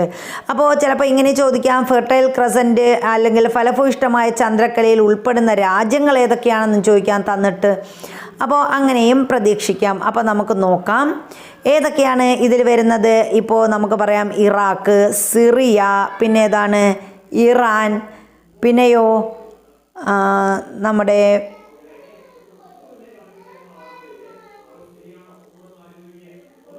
അതുപോലെ ഏതാണ് തുർക്കി, ഇതൊക്കെ ഇതിൻ്റെ ഭാഗമായിട്ട് നമുക്ക് പറയാൻ കഴിയും. ഈജിപ്തിൻ്റെയും കുറച്ച് ഭാഗങ്ങളൊക്കെ ഇവിടെ ഉൾപ്പെടും. അപ്പോൾ ഇതൊക്കെയാണ് എന്തെന്ന് പറയുന്നത്, ഈ ചന്ദ്രക്കലയിട്ട അറേബ്യ. അപ്പോൾ ഇതൊക്കെയാണ് ഏതെന്ന് പറയുന്നത് നമ്മുടെ ഈ ഭാഗത്ത് വരുന്നത്. അപ്പോൾ ഇറാൻ, അതുപോലെ തുർക്കി, സിറിയ, ഇറാഖ്, പിന്നെ ഏതാണ് ഈജിപ്റ്റ്, അറേബ്യ, ഇതൊക്കെയാണ് ഈ ചന്ദ്രക്കലയിട്ട. ഇവയാണ് ഫെർട്ടൈൽ ക്രസൻറ്റിൽ ഉൾപ്പെടുന്ന രാജ്യങ്ങൾ, ഫലഭൂയിഷ്ഠമായ ചന്ദ്രക്കലയിൽ വരുന്നത്. അതിൽ ഏറ്റവും പ്രധാനമായിട്ട് നമുക്ക് പറയാൻ പറ്റുന്നത് ഏതൊക്കെയാണ്?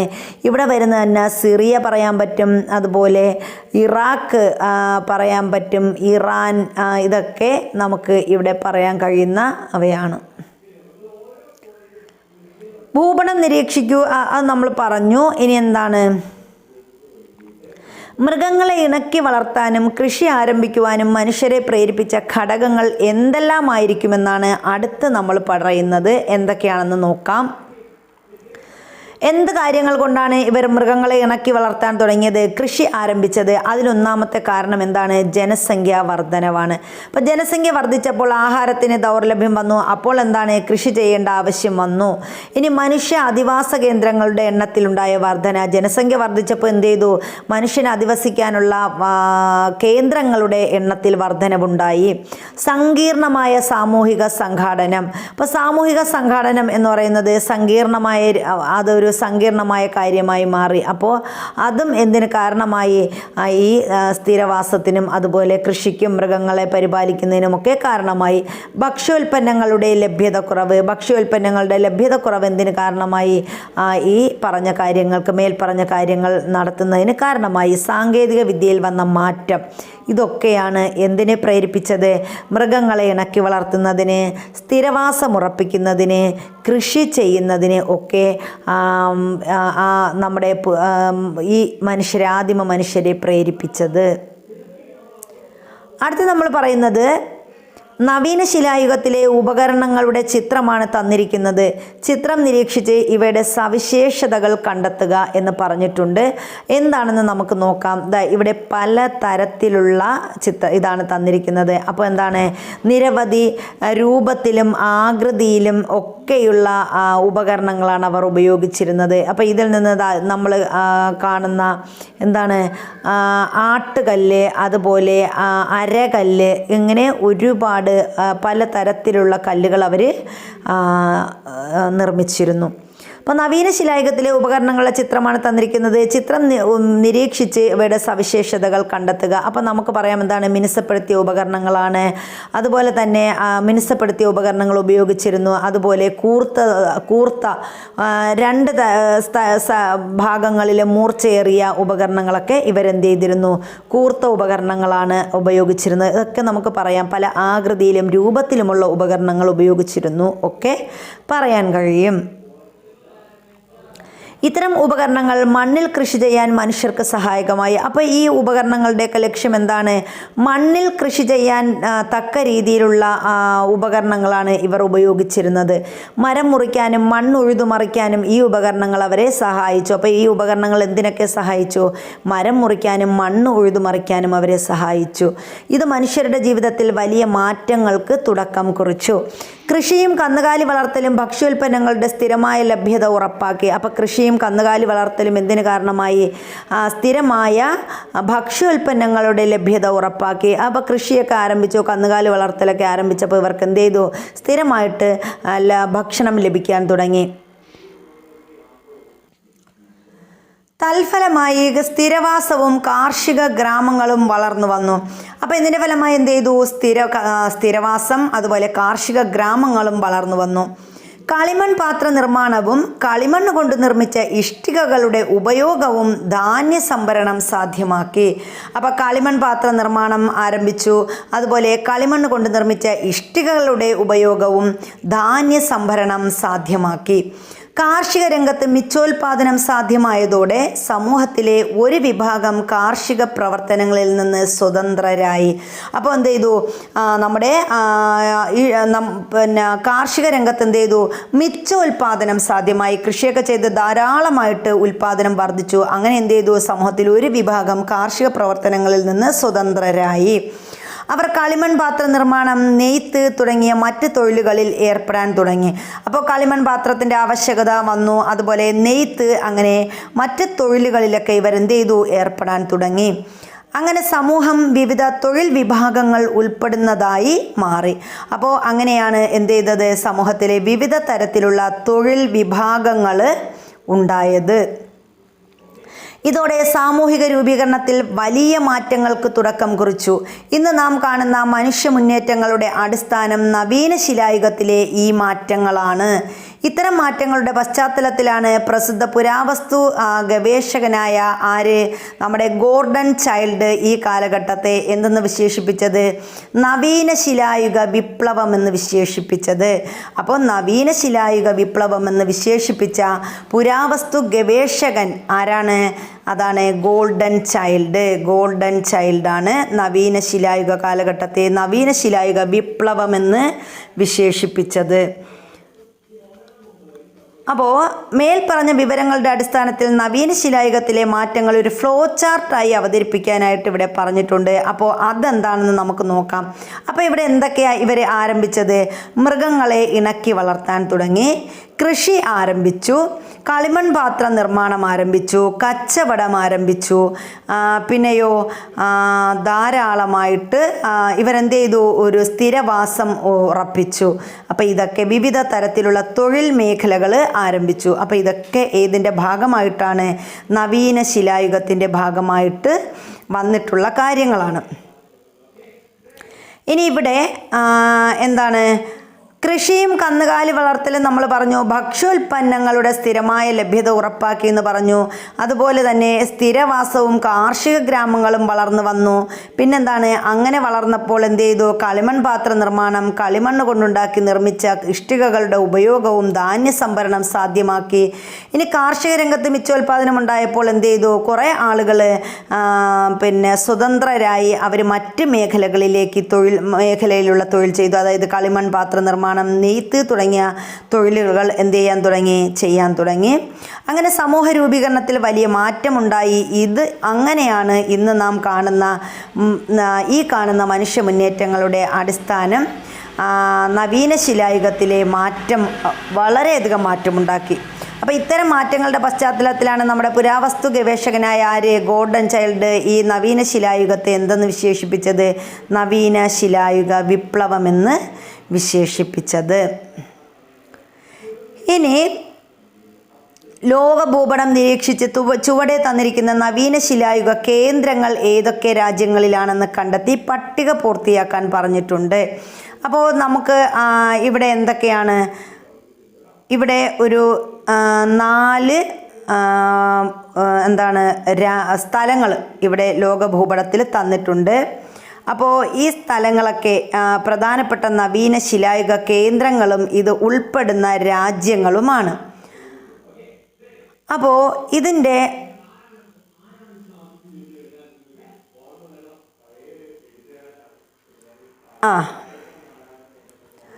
അപ്പോൾ ഇവ ഓരോന്നും നമുക്ക് നോക്കാം.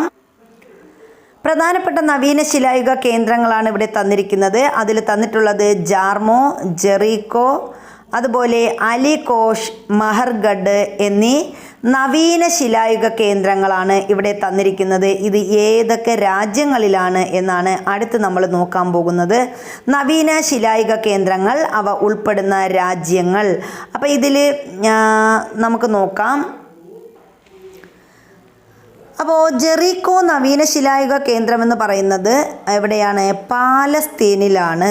ജെറീക്കോ നവീന ശിലായുഗ കേന്ദ്രം എവിടെയാണ്? പാലസ്തീനിലാണ് ജെറീക്കോ നവീന ശിലായുഗ കേന്ദ്രം സ്ഥിതി ചെയ്യുന്നത്.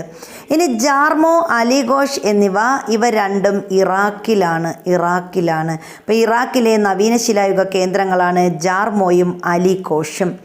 ഇനി മെഹർഗഡ് എന്ന് പറയുന്നത് നിലവിൽ എവിടെയാണ്? ഇപ്പോൾ പാകിസ്ഥാനിലാണ്. അപ്പോൾ ഇന്ത്യൻ ഉപദ്വീപിൽ ഉൾപ്പെടുന്നതായിരുന്നു. ഇപ്പോൾ ഇത് എവിടെയാണ്? നമ്മുടെ പാകിസ്ഥാനിലാണ് മെഹർഗഡ് സ്ഥിതി ചെയ്യുന്നത്. അപ്പോൾ പണ്ട് ഇന്ത്യയുടെ ഭാഗമായിരുന്നു. അപ്പോൾ നവീന ശിലായുഗ കേന്ദ്രങ്ങളും രാജ്യവുമാണ് നമ്മൾ പറഞ്ഞത്. ജെറീക്കോ എവിടെയാണ്? ജെറീക്കോ പാലസ്തീനിലാണ്. അതുപോലെ ജാർമോ, അലികോഷ് എന്നിവ ഇറാഖിലാണ്. മെഹർഗഡ് എവിടെയാണ്? പാകിസ്ഥാനിലെ നവീന ശിലായുഗ കേന്ദ്രമാണ്. നമ്മുടെ മെഹർഗഡ്. ഇനി ഇവിടെ ഇറാഖിലെ ഖുർദിഷ് കുന്നുകളിലെ ജാർമോ ഇതാണ് നമ്മൾ പറയുന്നത്. റോബർട്ട് ജെ ബ്രൈഡ്വുഡാണ് ഖുർദിഷ് കുന്നുകളിലെ ജാർമോയിൽ പുരാവസ്തു ഗവേഷണത്തിന് നേതൃത്വം നൽകിയത്. അപ്പോൾ ഇറാഖിലാണ് ജാർമോ. ഈ ജാർമോയിലെ പുരാവസ്തു ഗവേഷണത്തിന് നേതൃത്വം നൽകിയ ഒരു പുരാവസ്തു ശാസ്ത്രജ്ഞൻ്റെ പേരാണ് റോബർട്ട് ജെ ബ്രൈഡ്വുഡാണ്. ബ്രെഡ് എന്നൊക്കെ ആലോചിച്ചാൽ മതി. തടി കൊണ്ടുള്ള ബ്രൈഡ്വുഡാണ് എന്ത് ചെയ്തത്? നമ്മുടെ ഇറാഖിലെ ജാർമോയിൽ പുരാവസ്തു ഗവേഷണത്തിന് നേതൃത്വം നൽകിയത്. ജാർമോയിലെ ജനങ്ങൾ ബാർലിയും 2 തരം ഗോതമ്പും കൃഷി ചെയ്തിരുന്നു. അപ്പോൾ ബാർലിയും 2 തരം ഗോതമ്പും ആര് കൃഷി ചെയ്തിരുന്നു? ഈ ജാർമോയിലെ ജനങ്ങൾ കൃഷി ചെയ്തിരുന്നു. ആടിനെയും മറ്റ് ചില മൃഗങ്ങളെയും ഇണക്കി വളർത്തിയതിൻ്റെ വ്യക്തമായ സൂചനകളുമുണ്ട്. ഇവിടുത്തെ വീടുകൾ ചെറു കുടിലുകളായിരുന്നു. അപ്പോൾ ഇവിടെ ജാർമോയിലെ വീടുകളുടെ പ്രത്യേകത ചെറു കുടിലുകളായിരുന്നു അവരുടെ വീടുകൾ. അവർ കളിമണ്ണ് കൊണ്ടുള്ള മൃഗങ്ങളുടെയും മനുഷ്യരുടെയും രൂപങ്ങൾ നിർമ്മിച്ചിരുന്നു. അപ്പോൾ കളിമണ്ണ് കൊണ്ട് അവരെന്ത് ചെയ്തു? മൃഗങ്ങളുടെ രൂപം, മനുഷ്യരുടെ രൂപമൊക്കെ നിർമ്മിച്ചിരുന്നു. ഇനി അവർ നിർമ്മിച്ച മനുഷ്യരൂപങ്ങളിൽ ഏറ്റവും പ്രധാനപ്പെട്ടത് ഗർഭിണിയായ സ്ത്രീയുടെ രൂപമാണ്. അപ്പോൾ ഇവർ മനുഷ്യനിർമ്മിതമായ രൂപങ്ങൾ ഒക്കെ നിർമ്മിച്ചു എന്ന് നമ്മൾ പറഞ്ഞു. ഇതിൽ പ്രധാനപ്പെട്ടതാണ് ഗർഭിണിയായ സ്ത്രീയുടെ രൂപമാണ് ഇവർ നിർമ്മിച്ച മനുഷ്യരൂപങ്ങളിൽ ഏറ്റവും പ്രധാനപ്പെട്ടതെന്ന് പറയുന്നത്. അപ്പം നമ്മൾ പറഞ്ഞു എന്താണ്? ജാർമോയുടെ കാര്യമാണ് പറഞ്ഞത്. ജാർമോ എന്ന് പറഞ്ഞത് ആധുനിക ഇറാഖിലാണ് സ്ഥിതി ചെയ്യുന്നത്. ജാർമോയിലെ പുരാവസ്തു ഗവേഷണത്തിന് നേതൃത്വം നൽകിയ പുരാവസ്തു ശാസ്ത്രജ്ഞനാരാണ്? റോബർട്ട് ജെ ബ്രൈഡുഡ് ആണ്. അതുപോലെ നമ്മൾ പറഞ്ഞു ജാർമോയിലെ ജനങ്ങൾ എന്തൊക്കെയാണ് കൃഷി ചെയ്തിരുന്നത്? ബാർലി കൃഷി ചെയ്തിരുന്നു. അതുപോലെ തന്നെ 2 തരം ഗോതമ്പും അവർ കൃഷി ചെയ്തിരുന്നു. പിന്നെ നമ്മൾ പറഞ്ഞത് ആടിനെയും മറ്റ് മൃഗങ്ങളെയും അവർ ഇണക്കി വളർത്തിയതിൻ്റെ വ്യക്തമായ സൂചനകളുണ്ട്. ഇവിടുത്തെ വീടുകൾ എങ്ങനെയുള്ളതായിരുന്നു? ചെറു കുടിലുകളായിരുന്നു. അവർ കളിമണ്ണ് കൊണ്ടുള്ള മൃഗങ്ങളുടെയും മനുഷ്യരുടെയും രൂപങ്ങൾ നിർമ്മിച്ചിരുന്നു. അതുപോലെ ഇവർ നിർമ്മിച്ചതിൽ മനുഷ്യരൂപങ്ങളിൽ ഏറ്റവും പ്രധാനം ഏതാണ്? ഗർഭിണിയായ സ്ത്രീയുടെ രൂപമാണ് എന്നും നമ്മൾ പറഞ്ഞു. ഇനി മെഹർഗഡ് ഇന്ത്യൻ ഉപഭൂഖണ്ഡത്തിലെ നവീന ശിലായുഗ കേന്ദ്രമാണ്. മെഹർഗഡ് ഇന്ത്യൻ ഉപഭൂഖണ്ഡത്തിലെ നവീന ശിലായുഗ കേന്ദ്രം. നവീന ശിലായുഗത്തിലെ പ്രധാനപ്പെട്ട സവിശേഷതകളായ മൃഗങ്ങളെ ഇണക്കി വളർത്തൽ, കൃഷി എന്നിവയ്ക്ക് തുടക്കം കുറിച്ച പ്രാചീന ഇന്ത്യയിലെ ആദ്യ പ്രദേശമാണ് മെഹർഗഡ്. അപ്പോൾ പ്രാചീന ഇന്ത്യയിലെ ആദ്യ പ്രദേശമായ മെഹർഗഡിലാണ് എന്ത്? കൃഷിയും അതുപോലെ തന്നെ മൃഗങ്ങളെ ഇണക്കി വളർത്തലിനുമൊക്കെ തുടക്കം കുറിച്ചത്. ഇപ്പോൾ ഇത് പാകിസ്ഥാനിലാണ് എന്ന് പുരാവസ്തു ഗവേഷകർ കണക്കാക്കുന്നു. ഈ പ്രദേശത്തെ ബ്രെഡ് ബാസ്ക്കറ്റ് ഓഫ് ബലൂചിസ്ഥാൻ എന്ന് വിളിക്കുന്നു. അപ്പോൾ ഈ മെഹർഗഡിനെ വിളിക്കുന്ന പേരെന്താണ്? Bread basket of Balochistan. അപ്പോൾ ബ്രെഡ് ബാസ്ക്കറ്റ് ഓഫ് ബലൂചിസ്ഥാൻ എന്നറിയപ്പെടുന്നത് എന്താണ്? മെഹർഗഡാണ്. ബ്രെഡ് ബാസ്ക്കറ്റ് ഓഫ് ബലൂചിസ്ഥാൻ എന്നറിയപ്പെടുന്നത് മെഹർഗഡാണ്. ഇനി അടുത്ത് നമ്മൾ പഠിക്കാനുള്ളത് ലോഹയുഗമാണ്. അപ്പോൾ ഇവിടെ എന്താണ്? നമ്മൾ ഏകദേശം 1 മണിക്കൂർ അധികമാവാൻ പോകുന്നു. അപ്പോൾ നമുക്ക് ഇത് 2 പാർട്ടായിട്ട് മാത്രമേ ചെയ്യാൻ കഴിയുകയുള്ളൂ. അപ്പോൾ അതുകൊണ്ട് ഇത് ഒരു പാർട്ടായിട്ട് നമ്മൾ ഇവിടെ നിർത്തുകയാണ്. ഇനി ഇതിൻ്റെ 2ാമത്തെ പാർട്ട് ഉടൻ തന്നെ അപ്ലോഡ് ചെയ്യുന്നതായിരിക്കും. അപ്പോൾ എല്ലാവരും ചാനൽ സബ്സ്ക്രൈബ് ചെയ്യുക. എന്നാൽ മാത്രമേ നമ്മൾ അപ്പോൾ ഇടുന്ന വീഡിയോസ് ആ നിമിഷം തന്നെ നിങ്ങൾക്ക് കിട്ടുകയുള്ളൂ. അപ്പോൾ എല്ലാവർക്കും നല്ലൊരു ദിവസം ആശംസിച്ചുകൊണ്ട് എല്ലാവർക്കും താങ്ക് യു.